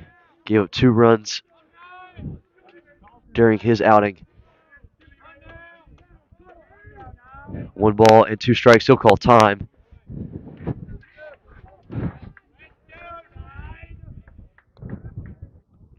One out already in the inning.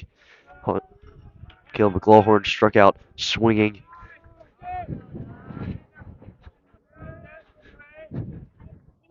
Here's the 1-2. That one's in the dirt. 2 balls and 2 strikes to the Vikings right fielder, then pitcher, and now first baseman.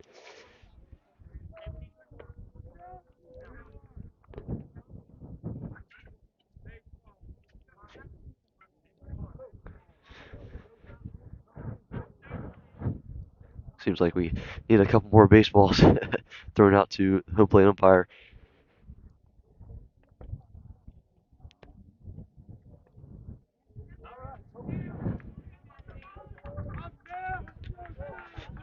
Two balls and 2 strikes, 1 out in the inning. The Vikes scored 3 in the bottom of the 6th. Then New Bern responded with 3 runs of their own in the top of the 3rd. That one's fouled straight back again. And the count will remain at 2 balls and 2 strikes. Vikings offense has been pretty quiet so far today. I guess we have been a little spoiled when it comes to offensive production, especially these last couple of games. Here's the 2-2. That one's inside, and the count will run full. New Bern side thought that maybe Ethan Stewart would be rung up on strikes right there.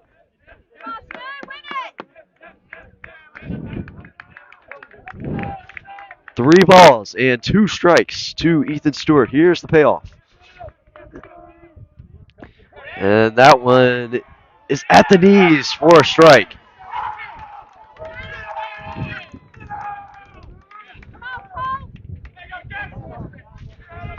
So Ethan Stewart will be rung up on strikes. Got him looking. Batting number 13, Colton Newbern. So 2 outs in the bottom of the 7th. And here's Colton Newbern.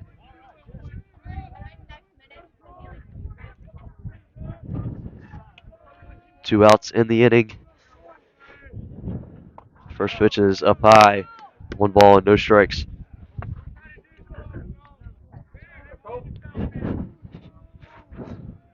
Colton Newbern today, 1 for 2, a strikeout swinging, but then a walk and a double that seemed like maybe it was going to carry over the wall in center, but fell just shy of the wall. That one's going to be a strike.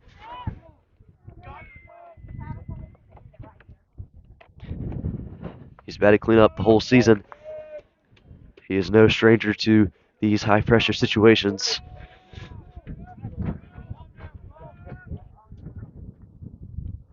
One is waved at. Big swing and a miss from Newbern. That was a big home run swing right there, but missed. 1 ball and 2 strikes to him.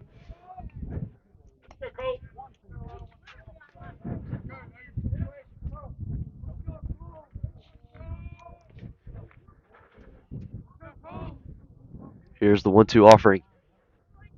That one's outside. This year, Newbern batting .375, 15 hits, 16 runs, and 15 RBIs. Has a total of 9 extra base hits between 3 doubles, 3 triples, and 3 home runs. Next offering is well inside, and the count will run full.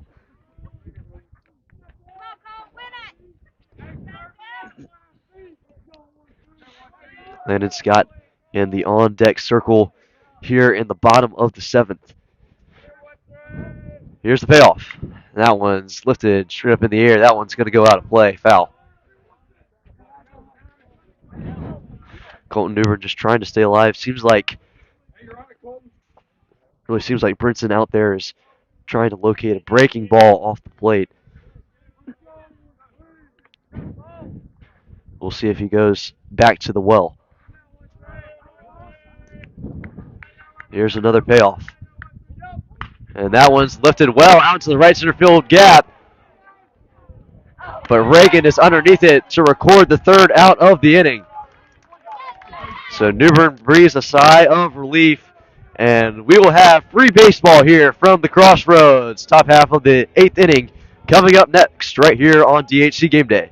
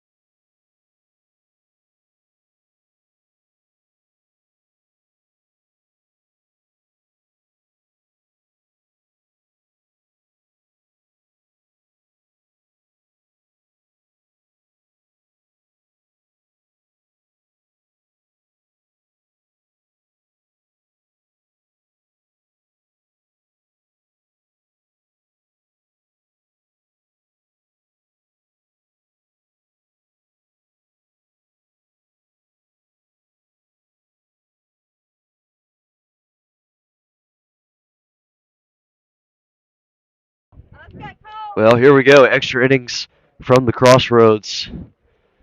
Couple of defensive substitutions I did not get a chance to mention in the last inning. Ethan Stewart over at first base. Hayden Willoughby playing catcher now, which is his home position. And then, of course, Colton Newbern out there on the mound. And the first pitch of the 8th inning is in there for a strike.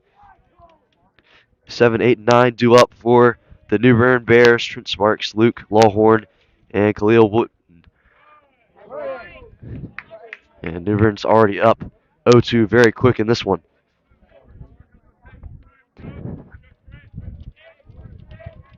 Looks like he'll locate off the plate. He will. That misses at 91 miles an hour.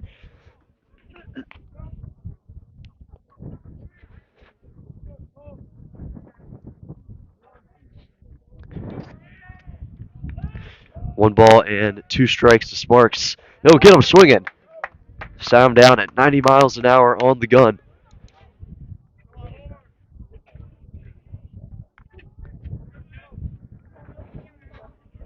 Now batting number 8, Luke Lawhorn.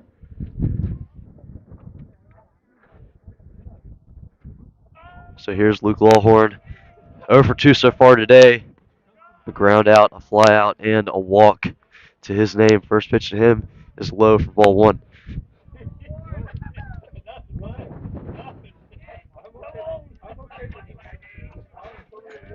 We have officially crossed 9:30 here at DH Conley, approaching 3 hours on this live stream. Next pitch is up high, but waved at for a strike.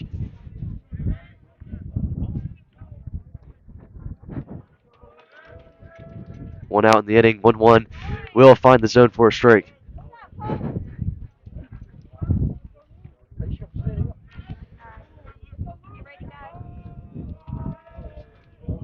One-two offering just off the plate. 2 balls and 2 strikes.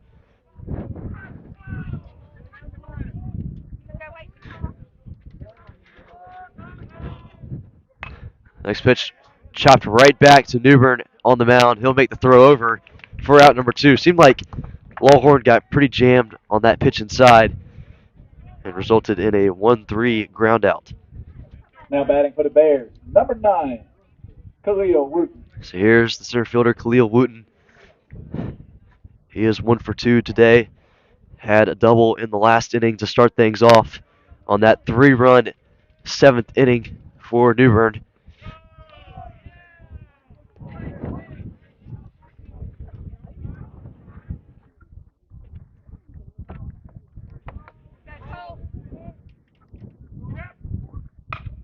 And that one's chopped on the ground and Niddle at short.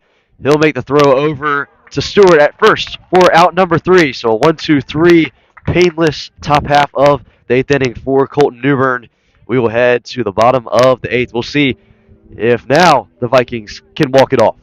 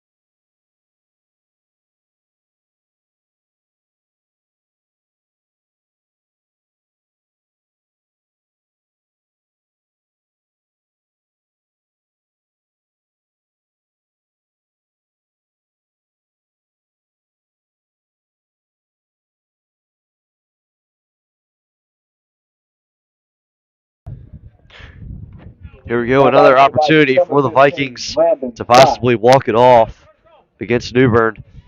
It'll be Landon Scott starting things off for the Vikes in the home half of the 8th. He'll foul that one out of play off to the left side. Landon Scott had a really good at-bat in the last inning, but eventually flew out. He's 0 for 2 in this one. A walk, a ground out, and then, of course, that fly out.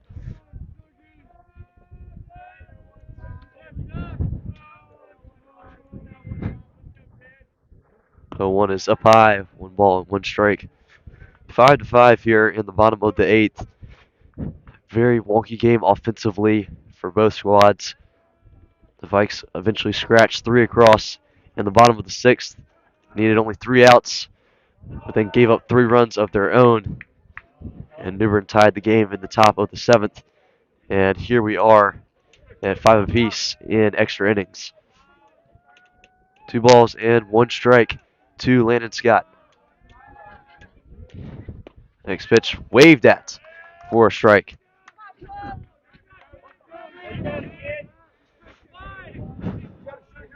Landon Scott's been a pretty good addition to the lineup this year. Batting .344, does have a home run to his name. Here's the 2-2. And that one is lifted out in the left center field gap. That's going to hit the ground.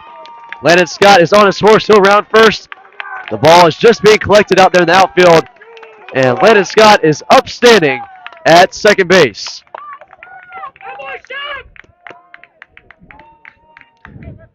A great piece of hitting there by Landon Scott. And now a runner in scoring position with no outs. And Hayden Willoughby will come up to the plate. Now batting number 24, Hayden Willoughby.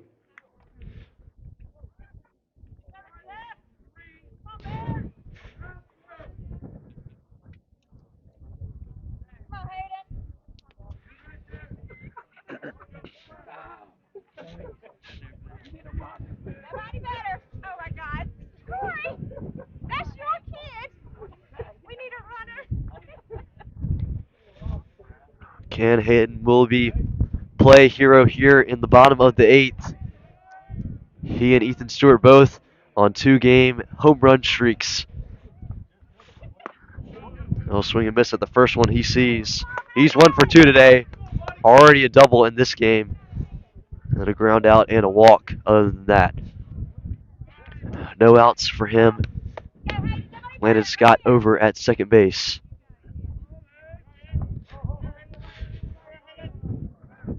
We'll see. Home plate umpire call time for a second.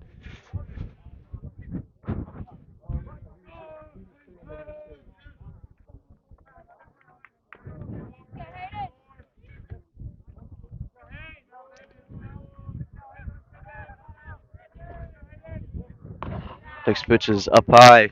Good take there by Willoughby. 1 ball and 1 strike now. 5 hits for the Vikes in this game. Only 3 for New Bern. Yet we are tied here at 5 apiece. We'll check over at Scott at second base.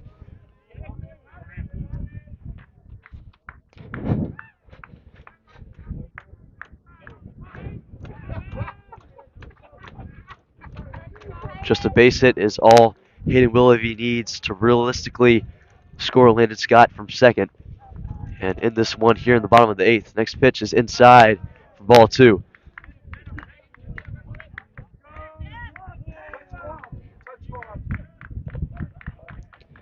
Hayden Willoughby back to his natural position as a catcher after Ethan Stewart got pulled and Colton Newbern went to the mound in the 7th.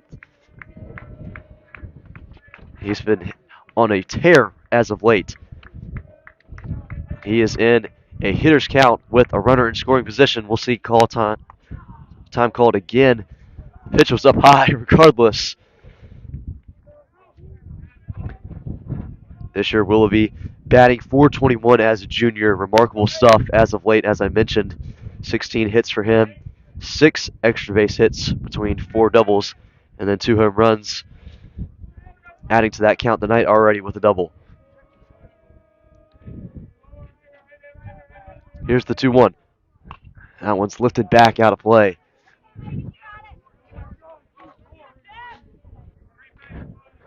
Very cold night tonight. Really don't want to get jammed, especially using a metal bat. But can Hayden Willoughby play hero here in the home half of the 8th from the Crossroads? New Bern 5, DH Conley 5. Here's the 2-2. That one's low. The count will run full.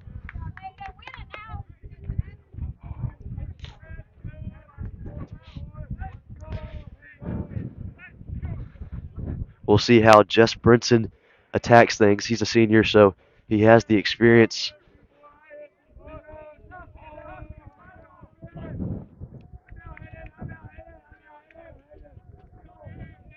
Here is the payoff. That one's outside off the plate, but poked foul. That one's going to go out of play. Seemed like maybe that was going to be ball 4, but nonetheless, Hayden Willoughby will battle.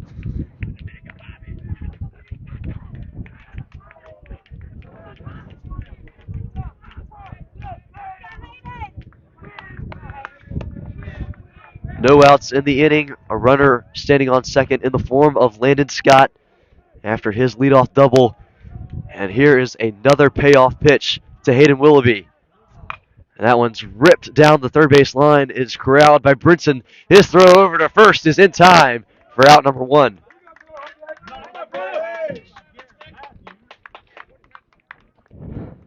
Really good play there by Brinson over there at third to make the throw over to first. Now batting for the Vikings, number 23, Brody Brennan.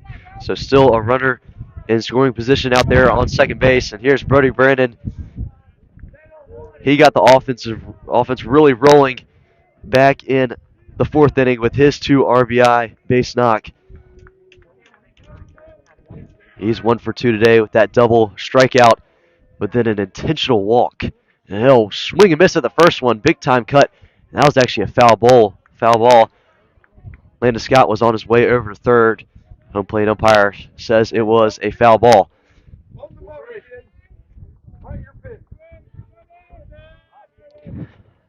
That swing really seemed like a home run swing. Brody Brandon wanted all of that one.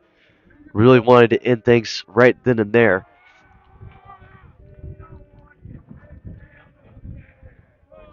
Oh, 1. That one's lifted back and out of play. No balls and 2 strikes to the Vikings DH.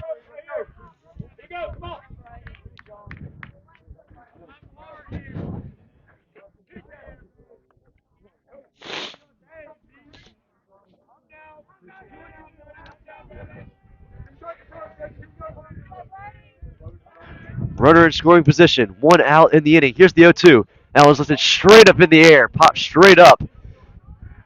Who's going to get underneath it? No one's calling it, and it falls.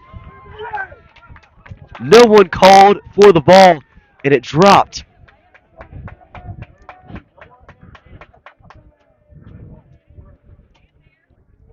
So we'll see how they scored, whether that was a hit or an error. But nonetheless, Brody Brandon and the Vikings dodge a bullet, as there are now runners on first and second, and no out was recorded on the play. Now batting number 20, Ryan Edwards. There's no signal on the scoreboard as of now, but I believe it'll just be scored as a base hit. Yes, and now they will say it is a hit. So a 2 base hit game for Brody Brandon. Here's Ryan Edwards in the box. He's 0 for 3 with 3 strikeouts. Runners on first and second for him. Ryan Edwards with 5 RBIs on the season. An opportunity to get number 6 and walk things off here in the 8th. He'll square to bunt, and he'll let that one go off the plate.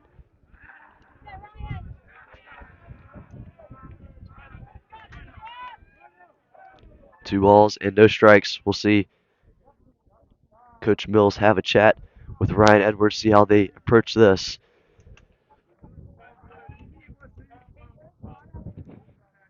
And now we will see New Bern's coach come out to meet with Brinson out on the mound. We'll take a quick pause here on DHC Game Day. Vikings have a pair of runners on base, still tied here at 5 apiece in the 8th inning.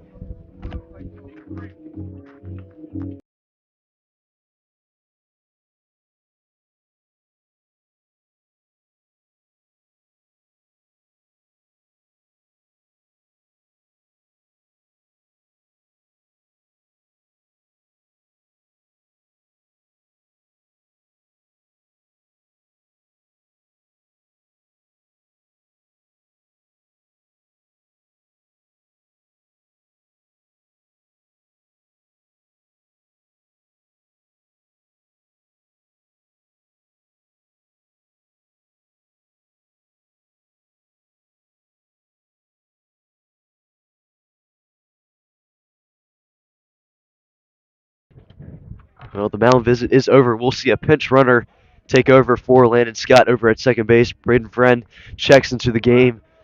Maybe give a little bit of a speed advantage to the Vikings. 2 balls and no strikes is the count with 1 away in the inning to Ryan Edwards. Brody Brandon on first, and then Braden Friend over there at second. He'll square to bunt again. He'll lay it down to the pitcher, and he will make the throw over to first just in time. Ryan Edwards slid as the second baseman came to cover, but the out was recorded.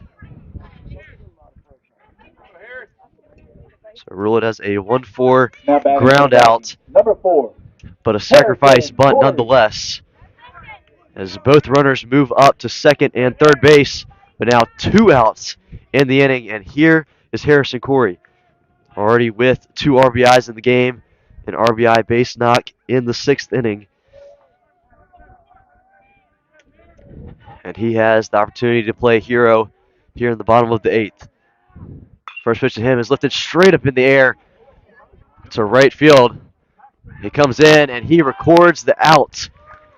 The Vikings strand a pair, and we will head to the 9th inning, tied up at 5 right here on DHC Game Day.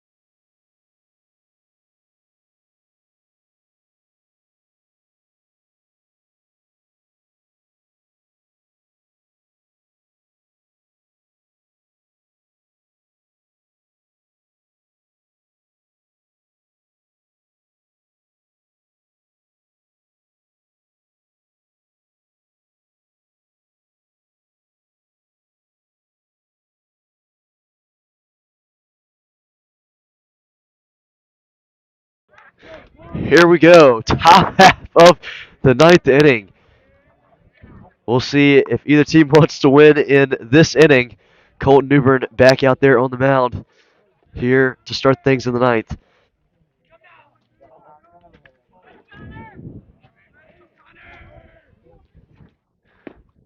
One zero is in there for a strike.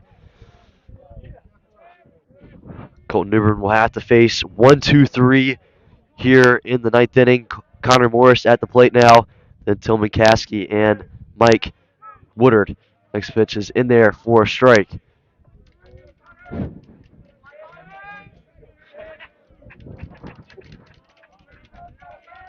Here's the 1-2. Got him swinging.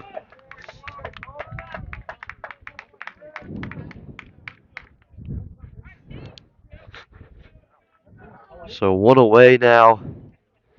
And here is Tillman Caskey already with a pair of base hits in this game. Both of those knocks scoring a runner.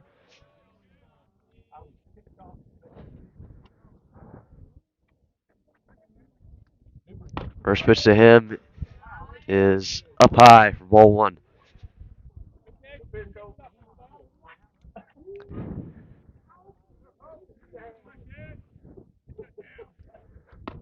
One 0 is just off the plate. 2 balls and no strikes.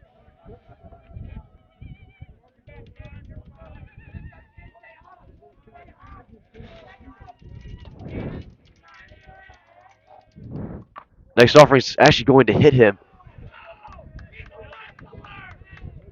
And did that hit the bat? It sounded like it hit a bat or a piece of gear or something.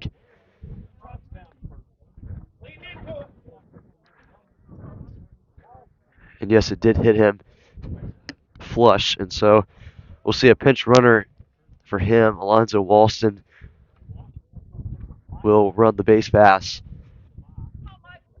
as we have officially crossed 3 hours on game time here from the Crossroads. Now batting for Newbern, number 20, Mike Woodard.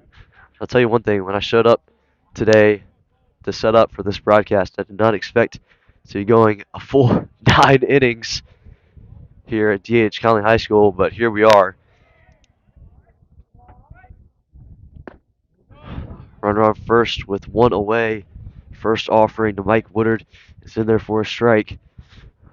Woodard had a very good day on the mound. 5 2/3, 3 hits, 5 runs, a couple of strikeouts, a couple of walks. Next pitch is low for ball one.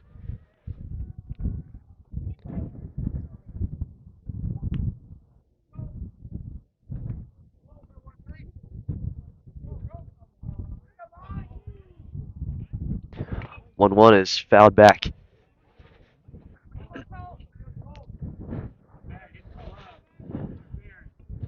So far today, Woodard is 0 for 3 with 4 plate appearances, a couple of ground outs and a line out, all going to Harrison Corey over there at second base. Then drew a walk in the 7th inning. Next pitch is going to get away from Willoughby, and the runner will move into scoring position at second base.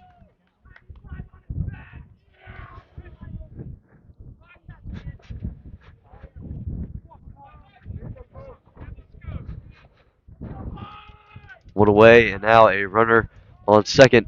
2 balls and 2 strikes to Mike Woodard. And it's just outside for ball 3.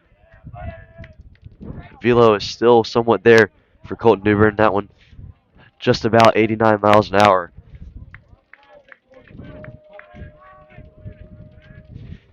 And now here is the payoff offering to Woodard.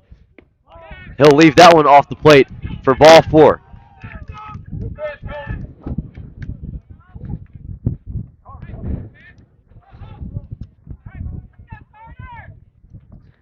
Now batting number 32, Carter Huffman. So runners on first and second. Still just 1 out in the inning. And here is the cleanup hitter, Carter Huffman. 0 for 3 so far for him today. A fly out, a pop out, and a strikeout. Also drew a walk. in the 7th inning. First pitch to him will find the zone at 86 miles an hour for a strike.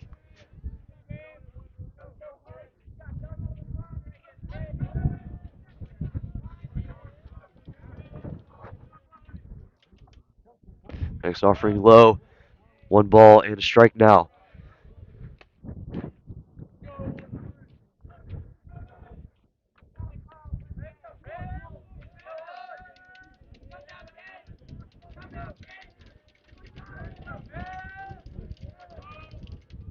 One is lifted back and out of play to the right.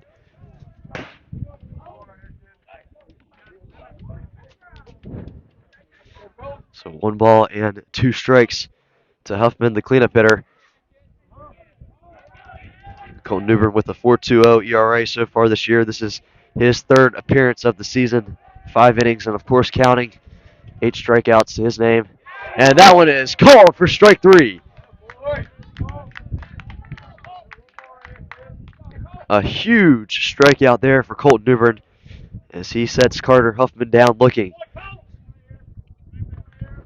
So now 2 away with 2 on, and here is Jess Brinson, who is now currently on the mound. He is 0 for 4 so far today. A pair of strikeouts, a ground out, and a flyout.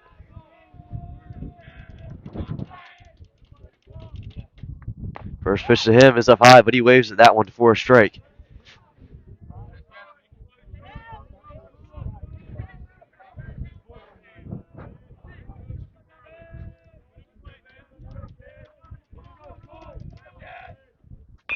The next offering is grounded very softly to Corey, but he will make the play over to first for out number 3.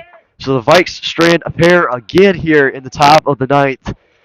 And now we will see if the Vikings can potentially end this one in the bottom of the 9th.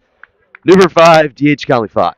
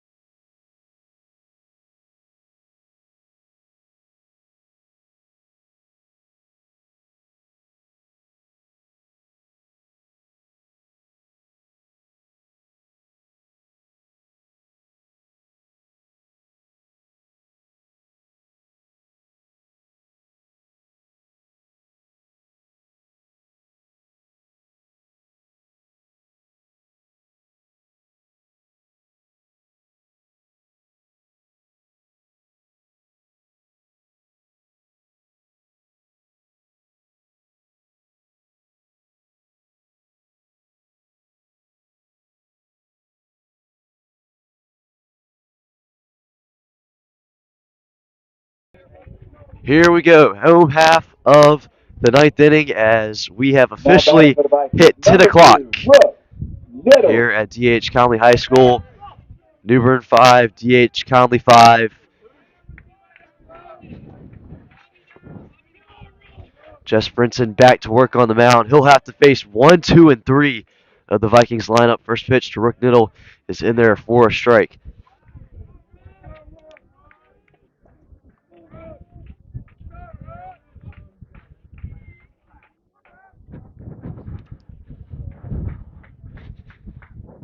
Next pitch outside. 1 ball and 1 strike. Rook Niddle 0 for 4 so far today. A couple of groundouts, a couple flyouts for him.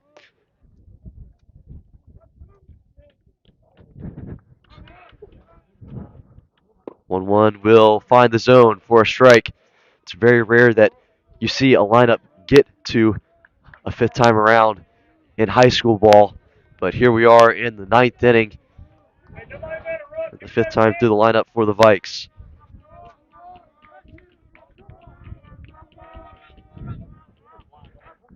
One-two is chopped on the ground into left field for a base hit.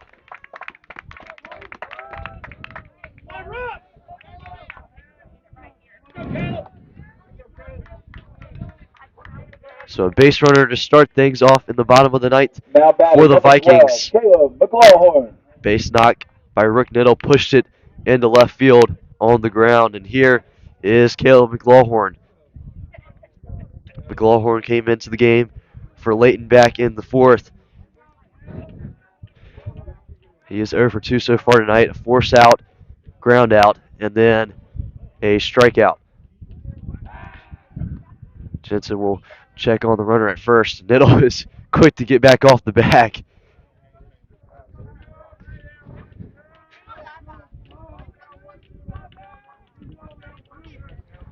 Seems like McLaughlin is squaring the bunt. Third baseman playing very far in. And he'll try and lay it down, but it's foul.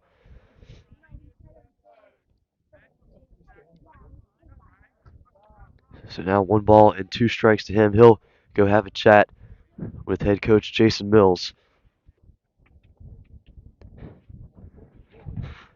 Conley 13 wins and 1 loss on the season.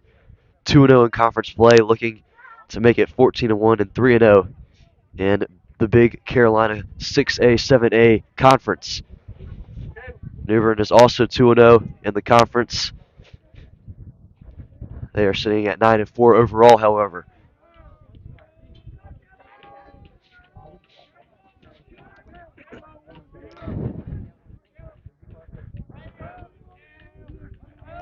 Here's the 1-2. He squares the bunt again, and that one's actually going to drop in play. It's fair. The flip to first, and he is safe at first. What a bunt and what an effort by Caleb McLaughlin to dig it all the way out to first base.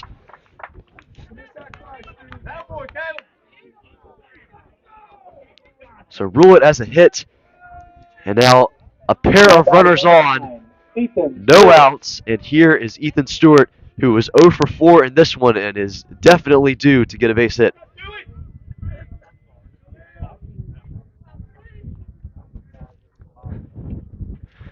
Five to 5 is the score. Runners on first and second in the bottom of the ninth inning. Can Ethan Stewart deliver? He's showing bunt. Third baseman will creep in, and he'll lay it down. That one's foul.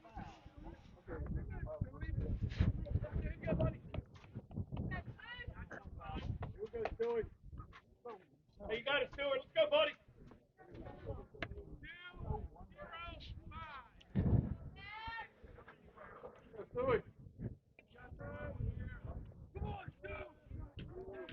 Ethan Stewart leading the team in both RBIs and home runs, 17 and 4 respectively for those categories.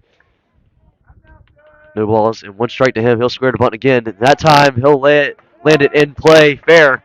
A hesitation on the throw, but they'll get him at first.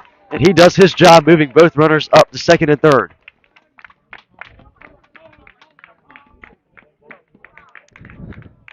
So a sac punt for Ethan Stewart.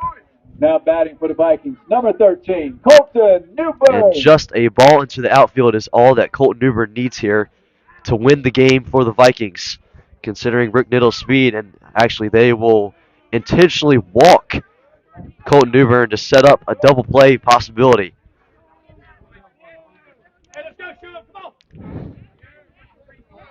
So here is Landon Scott.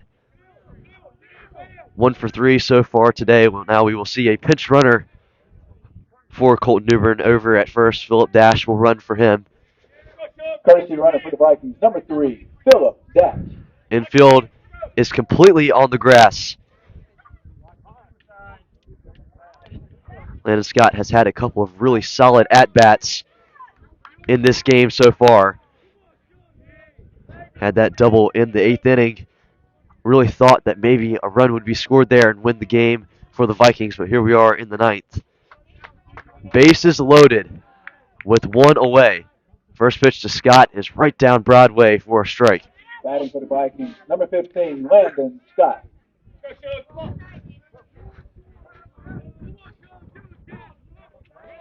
An opportunity to walk things off for the junior.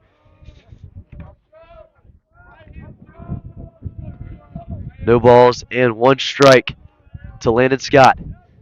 That one is lifted up in the air into right field. It's kind of shallow. The catch is made by Reagan. Niddle is tagging up the throw home. Is not in time. He's safe.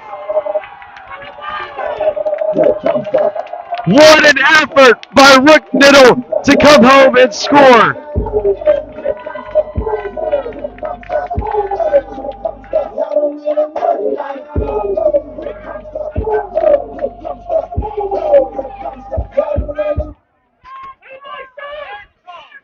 The ball was just deep enough out into right field off the bat of Landon Scott, and the Vikes walk it off through 9 innings of play. Wow, what a ball game. Vikes win 6-5 over New Bern. Do not go anywhere, as we will have a live box score and post-game analysis read. Once again, do not go anywhere right here on DHC Game Day.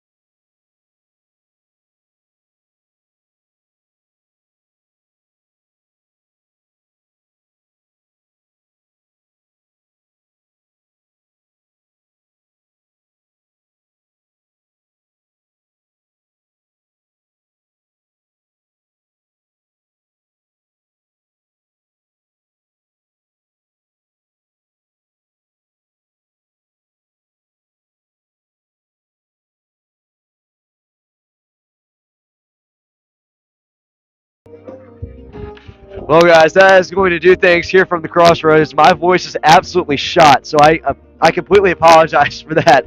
But the Vikes win this one by a score of 6-5 after 9 innings of play. Oh my goodness, what an exhausting game! There was not much offensive production in this game whatsoever, I will say. Conley was stifled through the first couple innings of play. No hits really through the first time through the lineup. But then the fourth inning, they put a pair up on the board. Of course, the sixth inning was really, really big, and that's where I thought that they would win the game ultimately. But then New Bern answered with 3 runs of their own in the top of the 7th.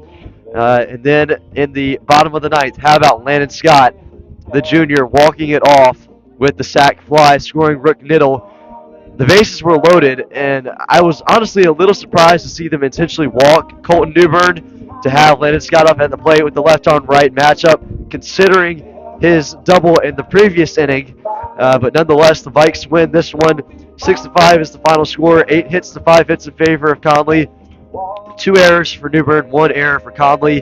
10-7 is the left-on-base numbers. Tucker Anderson started things off on the mound for the Vikings, and I believe he might have gotten injured, maybe something with his shoulder. We'll maybe have an update on that later. Then Connor Berry came in on relief, 1 inning pitched. Big shout out to him, conveying to Campbell today. Shout out to you, Connor. And then Ethan Stewart and Colton New Bern close things out on the mound for the Vikes. If I were to give a player of the game to someone, I would definitely give it to Landon Scott.